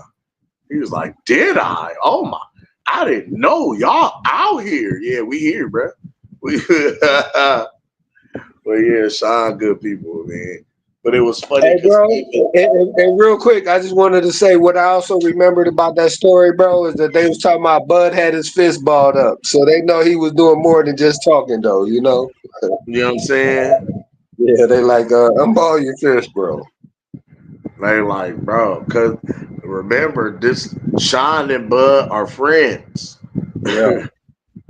You knock out your friend, what will you do to me? If we the ops. You know what I'm saying? Like, you know what's going on. We stepping on shit. But even then, nigga still couldn't get no respect on his name. Sean Porter was good. That's good. And yeah, I know. David Avenesian was our first fight. Look, no, them other fights we was just on panels. David Avenesian was our first official joint. But even then, bud, like with Avenesian, we kept telling niggas Avenesian could have been Boots, should have been Boots. He ducked that smoke.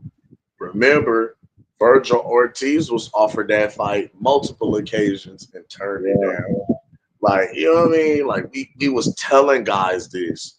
We was going panel to panel preaching this. And real quick, I just wanted to say, but that's also how Sean Porter got the fight because Virgil Ortiz was actually the number one Mando. And then he stepped back to let Sean become the Mando. Virgil was number two. Sean was Virgil was number one. Sean was number two, and Boots was number three. Right. Big facts. Nah, it wasn't. Nah, you know who was on it? It wasn't even Sean. It was Keith Thurman. Keith Thurman was actually on that. I think was a Mando. Well, the thing was it changed at different points in time because for a minute, for a little minute, Keith was a Mando until Keith was a Mando. Then they took him out of the rankings, even as a unified champion. Once they took Keith out the rankings as unified champion, it immediately elevated Danny Garcia up to that spot. Danny was up there. Sean Porter was up there. Your Dennis Ugas was up there. Like, there were several PBC fighters that were all in the WBO ranking, that could have had the opportunity to fight Bud.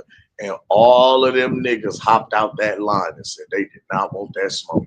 Like, remember, we go down the line from whoever's available, starting at the number one contender and working our way down the list. Danny was the first. Did not want that smoke. Danny jumped out the line quick. Danny left so fast, niggas' head spin. Y'all remember, Danny avoided Bud like the plague. Anytime Danny and Bud landed in the same division, Danny left. Danny would fight one fight and be out like a thief in the night. Danny, you wanted to claim his victory off the amateur win. That's off the amateurs. Hey, I think, bro, that Angel had talked so much shit that Bud was gonna punish Danny, and Danny knew that, so he did not want to cash Angel's check, bro. He was because I remember their whole back and forth like on MySpace back in the day, like when Bud was at like 35 or some shit. These niggas went at it on like MySpace or like some early shit, like early Twitter shit. You know what I'm saying? Like, these niggas was going at it, talking crazy, talking big shit. I said, oh, when Bud catch Danny, he is going to punish him. And talk shit to Angel while he do it. Bro, Danny made sure that fight never happened, bro. I remember the motherfucking interview. They had a motherfucking interview where a nigga grabbed, they ran up on Bud and Danny and was like, so when is this fight gonna happen? Like when is you and Danny gonna fight? And Bud looked at Danny like, yeah, nigga, when we gonna fight? And Danny was like, yeah, I'm just focused on my life right now. Just focused on making Hey, didn't he also say that he was going up in weight too, right? When he talking about like going to 54 at the time, too. He said he was focusing on his life right now. He just wanted to chill out, see how things go. And immediately after that, he moved up. Yes. Hey, bro, but real quick, I just want to. I got one more request though, bro. When you go to talk about that next fight that's in that resume, there was a song that a young man had on YouTube that was pretty good. He was telling them they need to let it go. Yes, Another Lord. Crawford TKO. That's right. That's right. Oh, That's right. That's right. That's right. Lord, Lord, Lord. Cause it was just so lovely because Avanesian, we knew what was gonna happen with that. Oh man, They they get that man so many nicknames, bro. It's going back. man, Avanesian, Avenue, Avocado. avocado, Spence and Crawford fight. amnesia.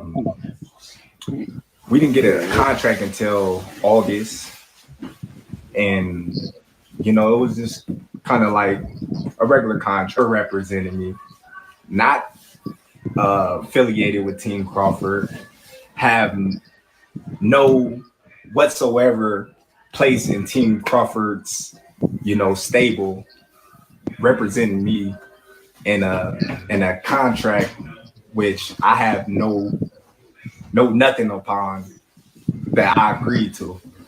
So basically that was a standpoint of what the contract would look like. So basically I'm talking to Al and I'm like, Al, come on, man, I don't even know this guy. How can you do that? And he's like, just going. Now y'all remember that situation. That was the Kinderhand shit. Y'all remember the Daniel Kinderhand shit? Bro, this shit is wild. Man. They're all bad business bud. They're no bad business bud. He tied in with a mob boss. An Irish mob boss. Remember this when the LBBC was going in on Bud? Fucking talk about he does business in bad faith. Fucking Yeah.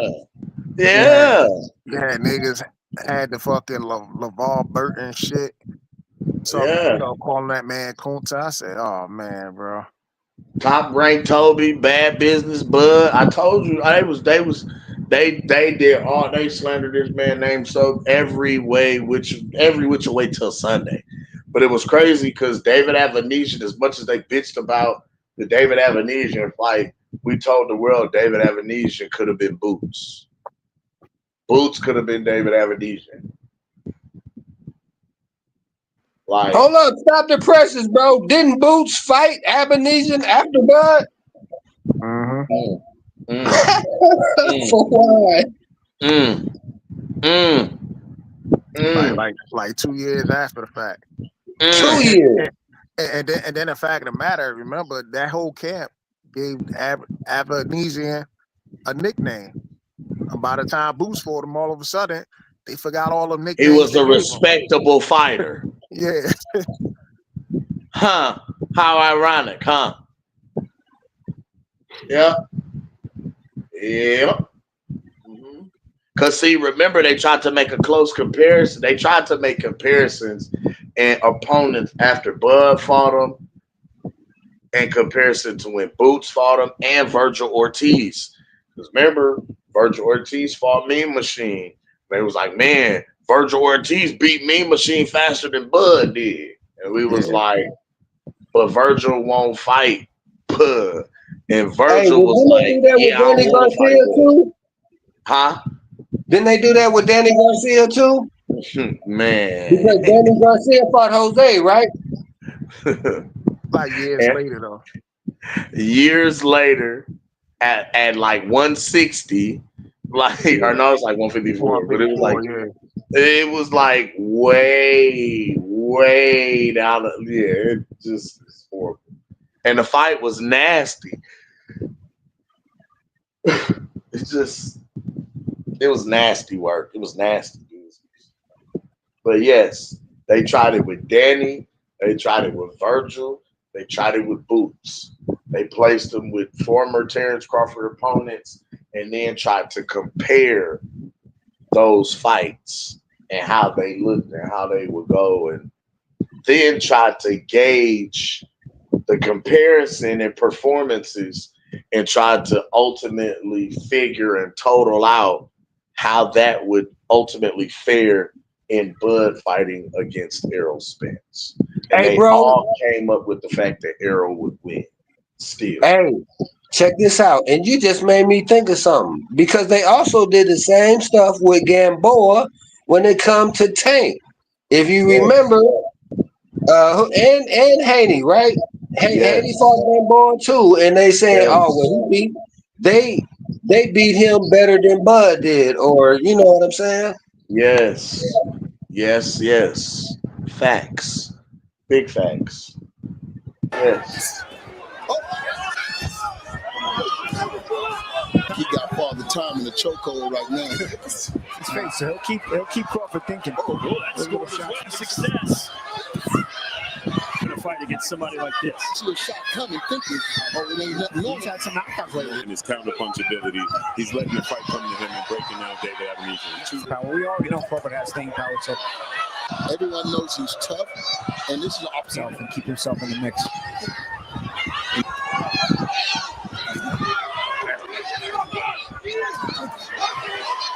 But look at it. This is the thing of beauty that I'm talking about with Terence Crawford. And now they're going toe to toe. But again, it keeps Crawford working because he got the ring cut off on him. Good body shot. Uppercut, slick uppercut. Keep speed on the shots, change of strength on the shots as well. So not every shot Crawford needs so you can counter him as well. Oh, there's a nice right hook from Evanisia.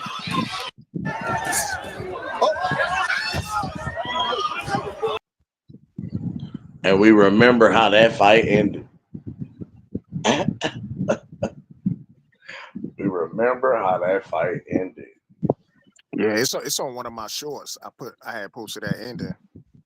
But we told guys that could have been Boots. Like we proved where it could have been Boots, showed where it could have been Boots. And then when we come out and we hear down the line, the whole entire time, Boots comes out and fucking reveals that it did in fact reach out. It's like, at some point, is you niggas gonna believe us when we tell y'all this shit? At some point, yeah, but they said that they was loyal to Showtime anyway. You know what I'm saying? So, but they were never they were too signed good to to BLK Prime. Hey, yeah, but they, you remember Like- Earl came back that one time saying, "I ain't gonna fight on ESPN." But Errol was contractually signed to BBC. Boots was not signed to Showtime. Like even I in thought he was signed to Showtime. He wasn't signed to PBC. Okay, yeah, I think that could be. Hey, but here's my thing though, right?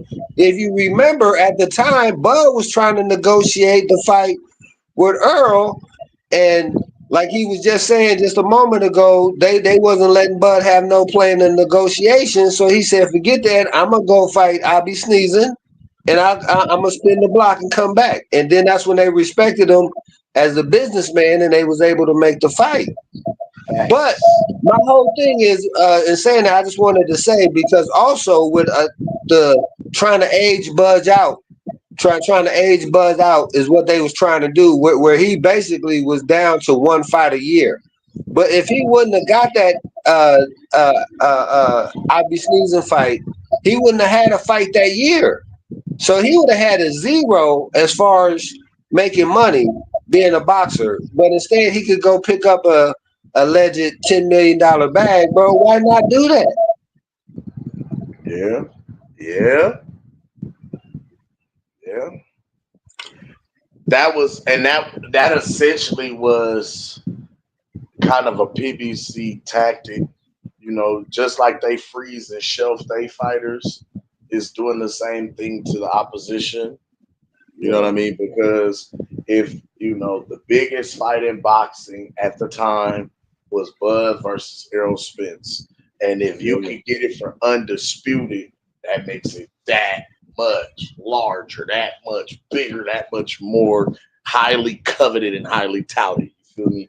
So it was like, yeah, but in the same token, let's be real. Errol wasn't ready for Bud.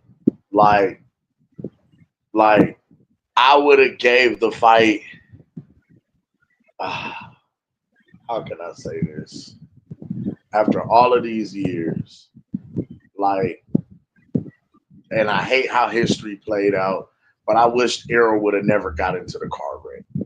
I wish Bud and Errol would have Absolutely. fought before Errol got into the car wreck. I wish Errol would have never got into the car wreck at all, and we actually could have seen that fight, so nobody can use that car wreck as an excuse and an outlier, to and for what happened in the overall outcome of the fight was. Because I truly feel like even without the car wreck, the outcome still would have been the same. But nobody would have believed me. It Hey, would they have gotta taken. let it go. It's just You feel another me? Crawford TKO. Oh, Like Bud to me was gonna beat him pre-car crash. Like, there was nothing that Errol brought to the table that I saw that was gonna give Bud problems. Period. Crawford, the jab, much more so than Crawford. 17 fast, explosive jab to the head and the body. And there's that straight left jab with long time. Beautiful combination there. Right hand and speed. He started off really good with the jab. Double, triple jab from Crawford in the opening. Some left hand and jab so effectively and get. And meanwhile, the countering with just over a minute left in the fifth. Like Crawford's jab is so effective and so. He's got to get inside. He can't reach. Oh my! The same way. Will counter as Spence first round on his unofficial score. Spence coming forward and he gets counter. The accuracy, that jab continues to pop. Spence's head back. Crawford, the jab, the shot, much more so than. That style was tailor made to be countered by Bud. We had already seen that style several times before. There was nothing new or different that man would have done that would have changed the outcome of that fight. I'm sorry. He fought the exact same way pre-car crash, just at a little higher volume. Had a little better gas tank, but literally fought the exact same way. Like, there was nothing that was, there's nothing y'all could show me that's gonna make me believe that the outcome of that fight would have been different. It wasn't. It wouldn't have. I'm sorry. There was nothing, bro. And as much as I tried to tell that to guys, I told guys, we called Crawford in 9 to the world. They told us we didn't know what we was talking about. You feel me? So, like, just all of these fights as we've been calling them, as they've been, coming along and going along, and we've been telling y'all, and y'all been swearing up and down, it's not gonna be what it is. Bud goes out, performs, wins, and now when it's time to come back and gloat and sit down and eat crow, y'all come with these excuses. Like the Madrimal fight, y'all got back to the he ain't fought nobody shit again. Like, nobody at 54 was in a rush or really anxious to fight Bud. Granted, we wanted Charlo. Charlo hurried up and took that Canelo fight. He hurried up and took that Canelo fight. Remember, didn't he play hurt and become champion recess, but couldn't show where he was hurt at, and then double back and fought Canelo? Hello.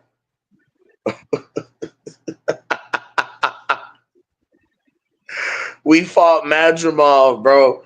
Madrimov was undefeated and a good fucking fighter. Just because you don't know who a fighter is, that don't mean they trash or they all this shit that y'all try to make them out to be, bro.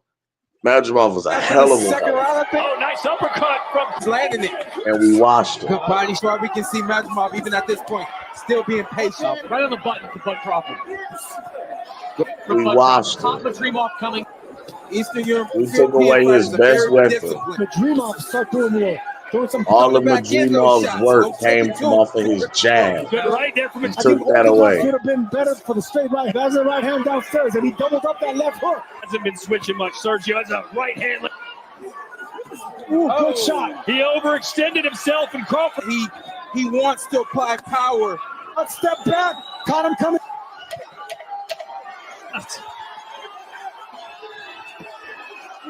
After the second round, I think. That shit is so funny.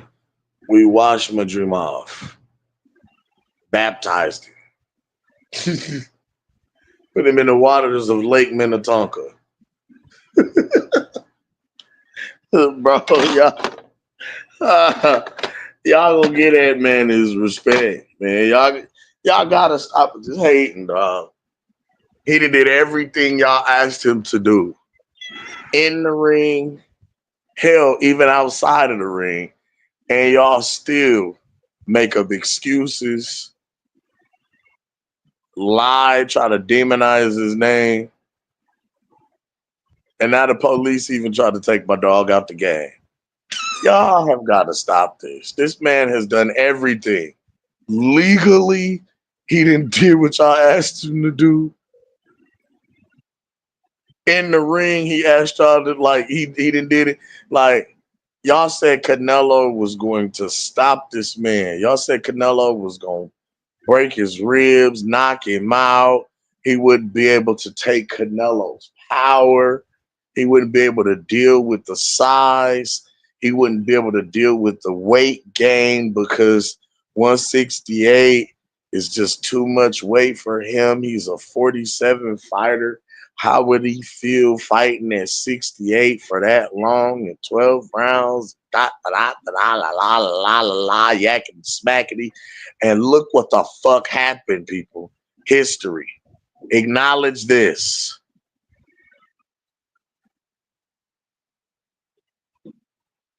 Canelo got shaken by Crawford. Frustrated, Canelo goes high guards, then fires a left hook to change the momentum. It connects, but at the same time, Crawford lands his own left, shaking Canelo to his core. Suddenly, Canelo's legs wobble a little bit. Crawford doesn't hesitate. He keeps firing left hooks in bunches, then drops a final right hook that seals the exchange. Like, if you think Crawford really hurt Canelo, this is the moment Canelo got shaken by Crawford. Frustrated, Canelo goes high guards, then fires a left hook to change the momentum. It connects, but at the same time, Crawford lands his own left, shaking Canelo to his core. Suddenly, Canelo's legs wobble a little bit. Crawford doesn't hesitate. He keeps firing left hooks in bunches, then drops a final right hook that seals the exchange. Like, if you think Crawford...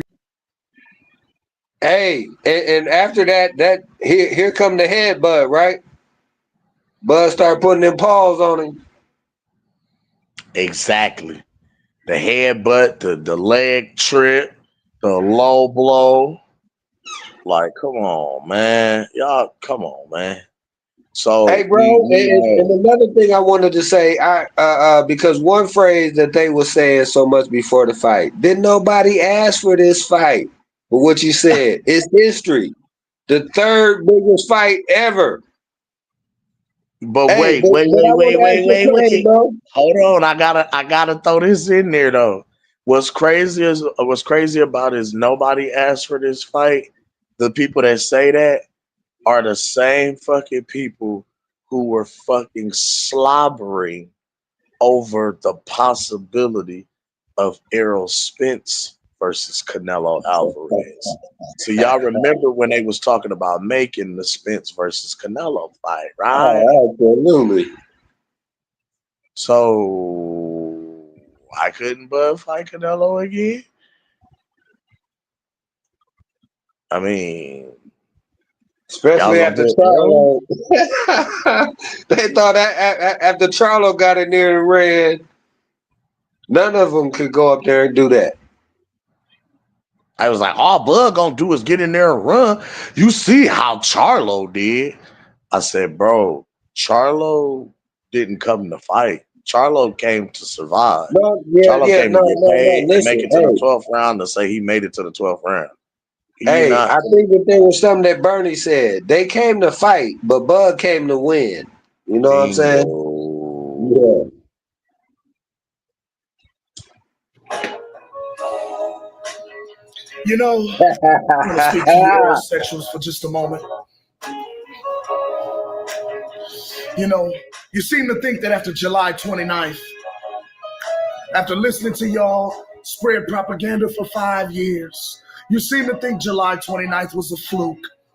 And we called it Crawford at 9. You making excuses? You need to just let it go.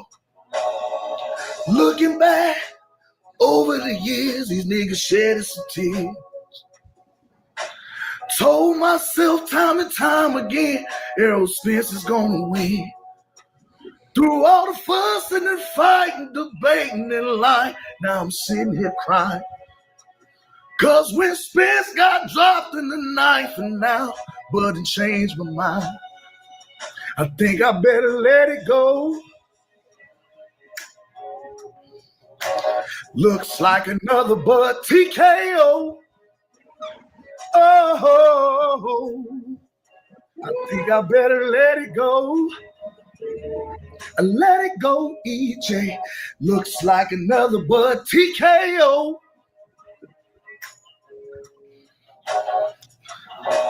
Tried to take control of Bud took control of me. All of the lying I was doing on YouTube, now them niggas roll with me. Through all the bumps and the bruises and all the fight, now Spence is a loser. Trying to hold on, his face is gone. Now Derrick James is singing a song. I think I better let it go. What you say? Looks like another Bud TKO. Oh, Spence, you need to let it go. Let it go, EJ. Looks like another Bud TKO. Oh, bitch.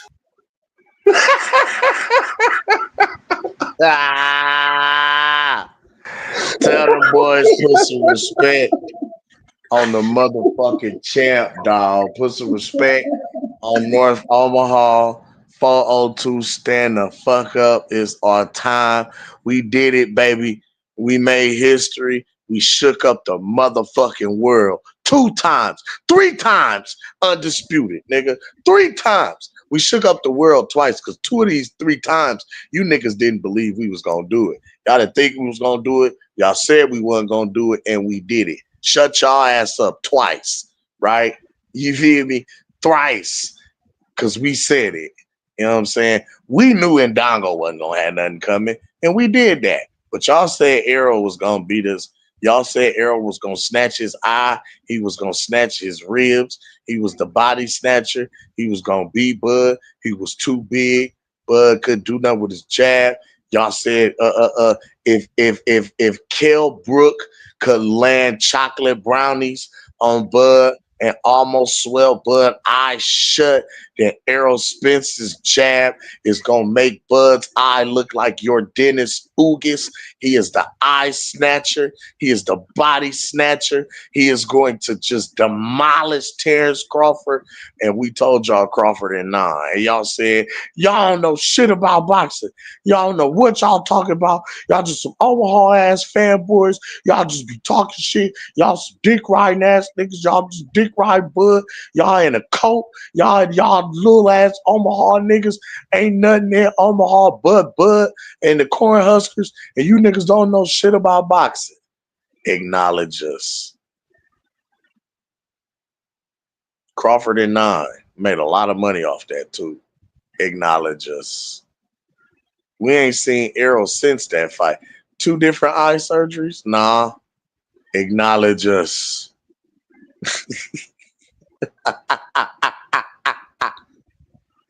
And then after we beat y'all ass, y'all made so many excuses. Y'all wouldn't even just take the ass whooping like a G. Y'all made up so many excuses about the ass whooping. Then y'all proceeded to turn around and go, he still ain't a star though. He still ain't a motherfucking star. Shit. Canelo would never fight the likes of a Bud Crawford. Canelo is the face of boxing. He the biggest. He a mega star. He a superstar. Canelo is a household name, nigga. Canelo don't need to fight a Terrence Crawford. Terrence Crawford need to fight a Canelo Alvarez because he don't have nobody that's big or huge on his resume.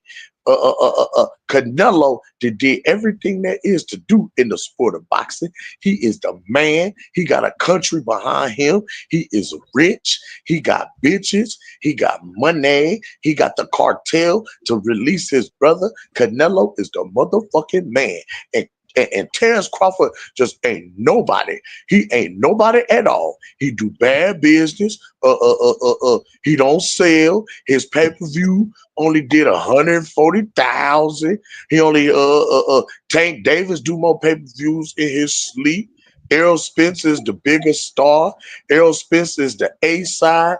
You got to take 60-40, 70-30, 80-20, 90-10. No guarantee. Take whatever we give you. Humble yourself. Be happy that the great and almighty Al Heyman has reached down from the boxing heavens and blessed you with the opportunity to make no money under the PBC banner and platform, and be happy that he did it with his son, Errol Spence. And Bud only wanted to fight Canelo for a cash grab. It was a money retirement fight. He only doing it for the money. He ain't doing it for the legacy. Acknowledge us. We just killed so many birds with these stones. Hey, what'd he say? Mama, we made it. Mama, grandma, we made it. Yeah. That's like, you know how the FBI catch niggas? They be like, we got him. We got him. We got him. We got him. Mama, we made it. Mama, we made it. Hey, nigga, we made it. That's what he wanted to say. He wanted. Canelo flat-footed, right? But my thing is, flat-footedness doesn't stop somebody Yes, from coming up Canelo the ring against flat-footed. you. Do you know that or not? Because I watched Terrence Crawford annihilate Errol Spence. And Errol Spence was able to cut off the ring against him several times, cut the distance short, taking little subtle steps, and cut the ring off against Terrence Crawford right then. He may have been eating shots, yes, but Errol Spence is not Canelo Alvarez, and vice versa. You know what I'm saying? There's going to be a difference in what Canelo's bringing as opposed to Errol Spence. Nonsense. As Teddy Atlas would always say, Canelo was looking to be friends. This is a moment where Terrence Crawford stood his ground and got his respect from Canelo. A lot of the concerns that Tim Bradley had in his breakdown about this fight lets me know that Bud will not win. He knows Bud will not win. To the winner by unanimous decision, the Fighting Pride of Omaha, Nebraska, USA. Why you think that? Just trust me. You'll get it done. Yo, I'm hearing a lot of that shit. I said this to a brother earlier from Omaha. He was up here. He was saying, yeah, because I was cooking him. It wasn't close. And he got to the point, well, man, I'm picking Bud, man. He like, yo, let me tell you something, man. Look, you witnessing greatness, man. And then he turned around and say, he just different. And I'm like, yo, man, you know what you sound like? He was like, what? Spence stepping. Spence stepping, man. He just different. I'm like that's what a lot of them are starting to sound like, and they don't even understand that. They starting to sound like the Spence fans, man, and they always, well, we not like them. We ain't gonna make it. We'll see. But it's just hard for me. Even if he sets him up with something he doesn't see, like they're both gonna be attempting to do that. They're both great at setting people up with shit that they don't see coming. So it's not like it's just it's not like it's just gonna be Crawford doing that. Canelo gonna be doing that as well. I've seen him do it. I've seen him do it. I've seen him do it. I've seen him do it. I'm a pro Terrence Crawford channel, believe it or not. But yeah, we're 2 weeks out. My opinion is the same. I think Terrence Crawford will succumb. He will succumb to the onslaught of Canelo Alvarez. I think he either gets caught with a shot or he gets broke down. Either or. I think he doesn't see the 12th round because of the temperament that he has. He'll be willing to fight. And I don't see it any other way. Hey, Sway Lee, hear me and hear me good, nigga. I'm here to double down. That shit is a 2-pack of ass. The fuck are you talking about? That shit stinks.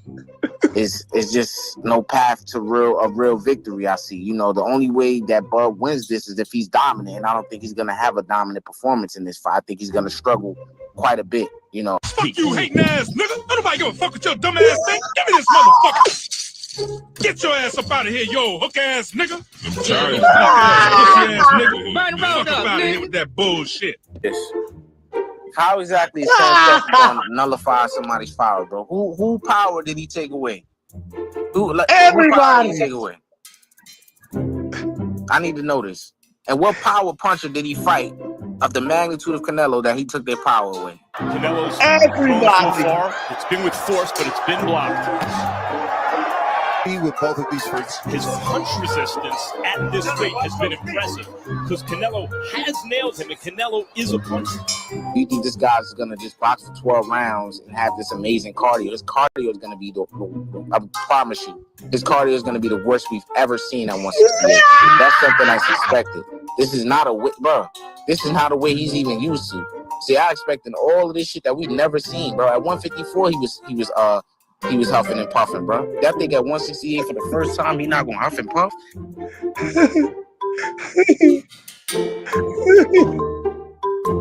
Terrence Crawford will have nothing for Canelo Alvarez. I get all the skill set, I get all of that.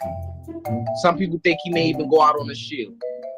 If he goes in there and he feels like people are knocking him out for not fighting back and things like that, not doing what he thought he would do, right?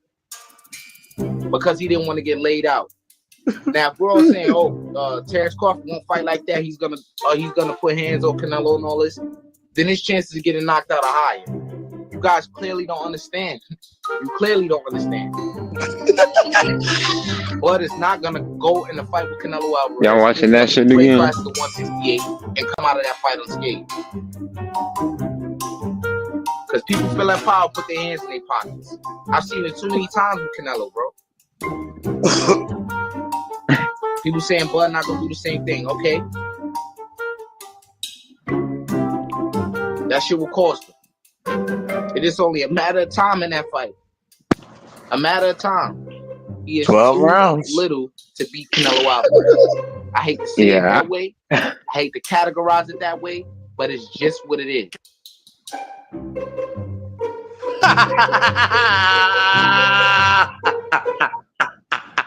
Yeah.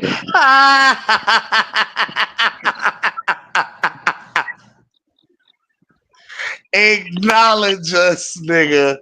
It's a parade inside my motherfucking city. Hey man, what's y'all final thoughts, D-Ray? Before we get ready to get up out of here, man. I ain't got too much more I want to say before I start preaching. Cause you know I talk all night about these whole ass hating ass niggas. I go down the line, call them by name. You know what I'm saying? So go ahead. I'm gonna go out to you, D-Ray. Go ahead. What's your final thoughts, man, before we get up out of here? Hey man, thanks for the great content, bro. I just one wanted love to say, to you, man. For sure, bro. After 10 years of Bud being a goodwill ambassador for the city, having multiple parades and bringing shine, notoriety, for them to disregard all of that and one day and have people throughout the community saying, why the hell is Bud staying in Omaha? Is ridiculous and it's embarrassing, bro. And the thing is, the sad thing is, at least he is Bud Crawford. We not though. So if they pull us over like that, who know what's gonna happen, bro? Well, they ain't gonna load it on. Now, like the brother said earlier, acknowledge Crawford, bro, because my thing is he on Mount Rushmore now. He don't need to fight nobody, bro. There only thing can happen from here on out, bro. Even with wins, I believe, is damagement to his legacy, potentially physically, and definitely a bigger bag. So, you know, I think, bro, that it should be off to the sunset, but I couldn't be mad, cannot be mad if he decide to, you know, try to further cement his history as far as 160 go. But as of right now, he's still standing there, bro, as the only person to do that, you know. And if he did get a 60 ring belt, that would put him at 5 divisions, one more than Manny Pacquiao as far as having a ring belt in different classes, bro. But anyway, I just wanted to say all that, man, and I appreciate you, bro. I can't wait till we can do it again. And all y'all people that was out there hating, bro, y'all should have been congratulating and up here helping us doing the celebrating. I'm trying to tell you. Y'all sitting up there looking like y'all don't know bud about boxing. But that's okay. That's okay. Because one thing we know, some of them just gonna get their ass whooped. And ain't nothing you gonna be able to say is gonna be able to tell my eyes any different. Thanks, man. I appreciate you. One love. Yes, sir. Yes, sir. One love to you, man. Appreciate you pulling up. Man, you make sure you pull up. Come holler at us, man. Going out there to my guy. Oh, man, what's your final thoughts before we get up out of here? Man, great live. I wasn't saying much today, but shit, I want to say I'm glad that Bud was safe. Obviously, Quazim, the headers of security, the young lady, and of course, Malachi. Glad they all was safe. I'm glad they shit it light. And like D-Ray was saying, man, shit, it ain't just about Bud, man. It's about dudes like you, Goose, all these, you know, black people that's in Omaha. And anybody who goes through that, I ain't gonna say just police brutality, but just being oppressed and stuff by the police because, you know, they want to abuse their authority.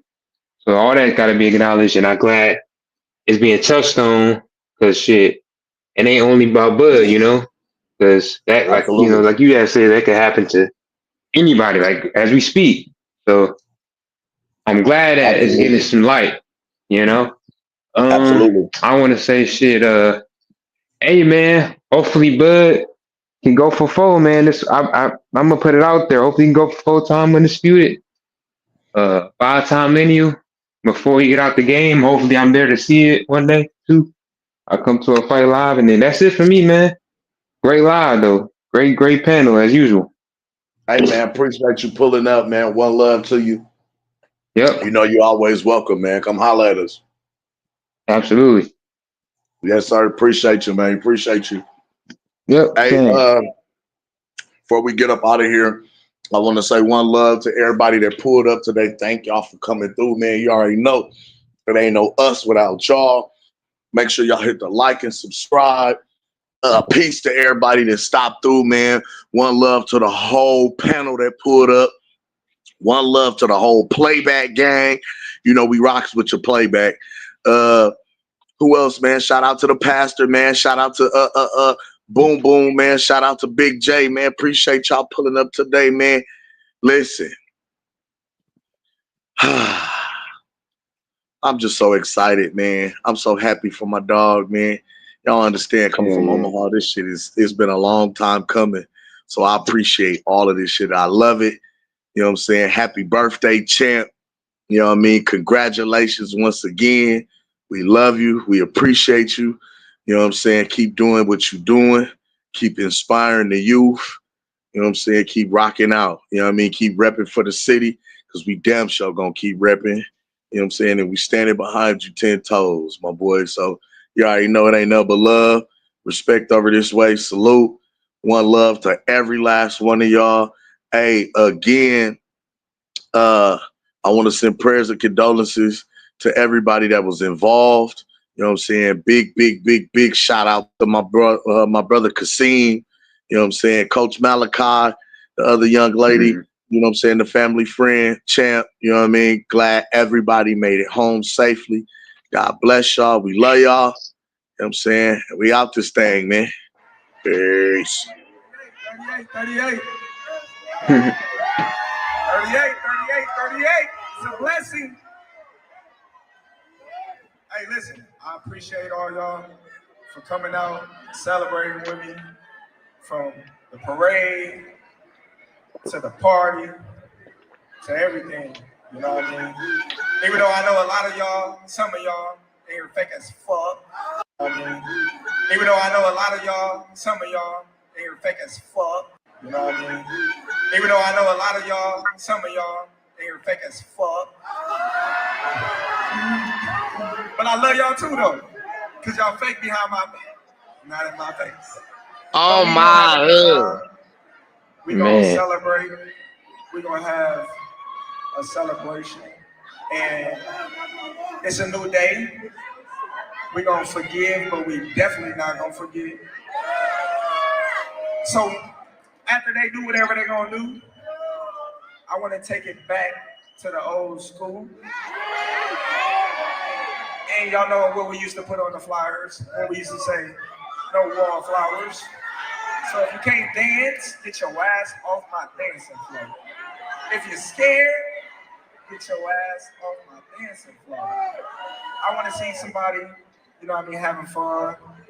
Shit, if your hair that got done, sweat that bitch out. Tell the nigga that you dance with to pay for that shit. Let's go. And with that, we out. Peace.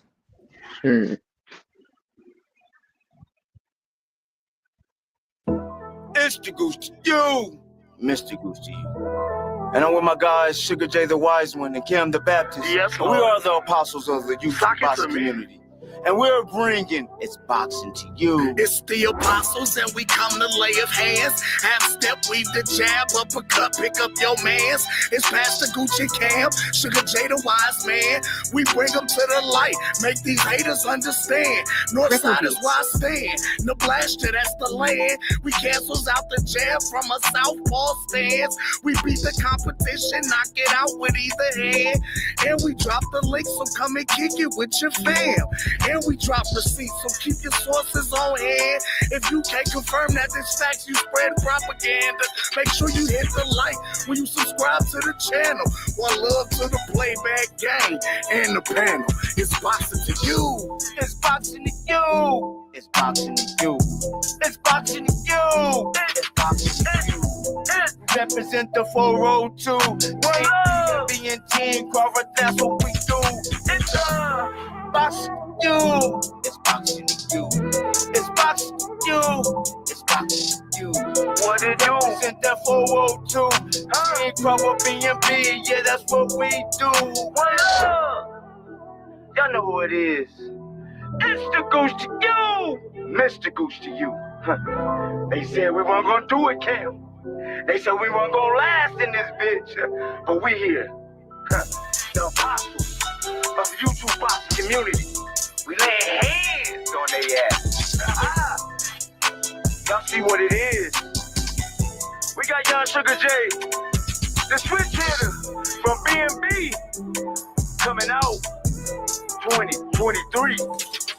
One love. Y'all know what it is, but y'all gonna see what it is.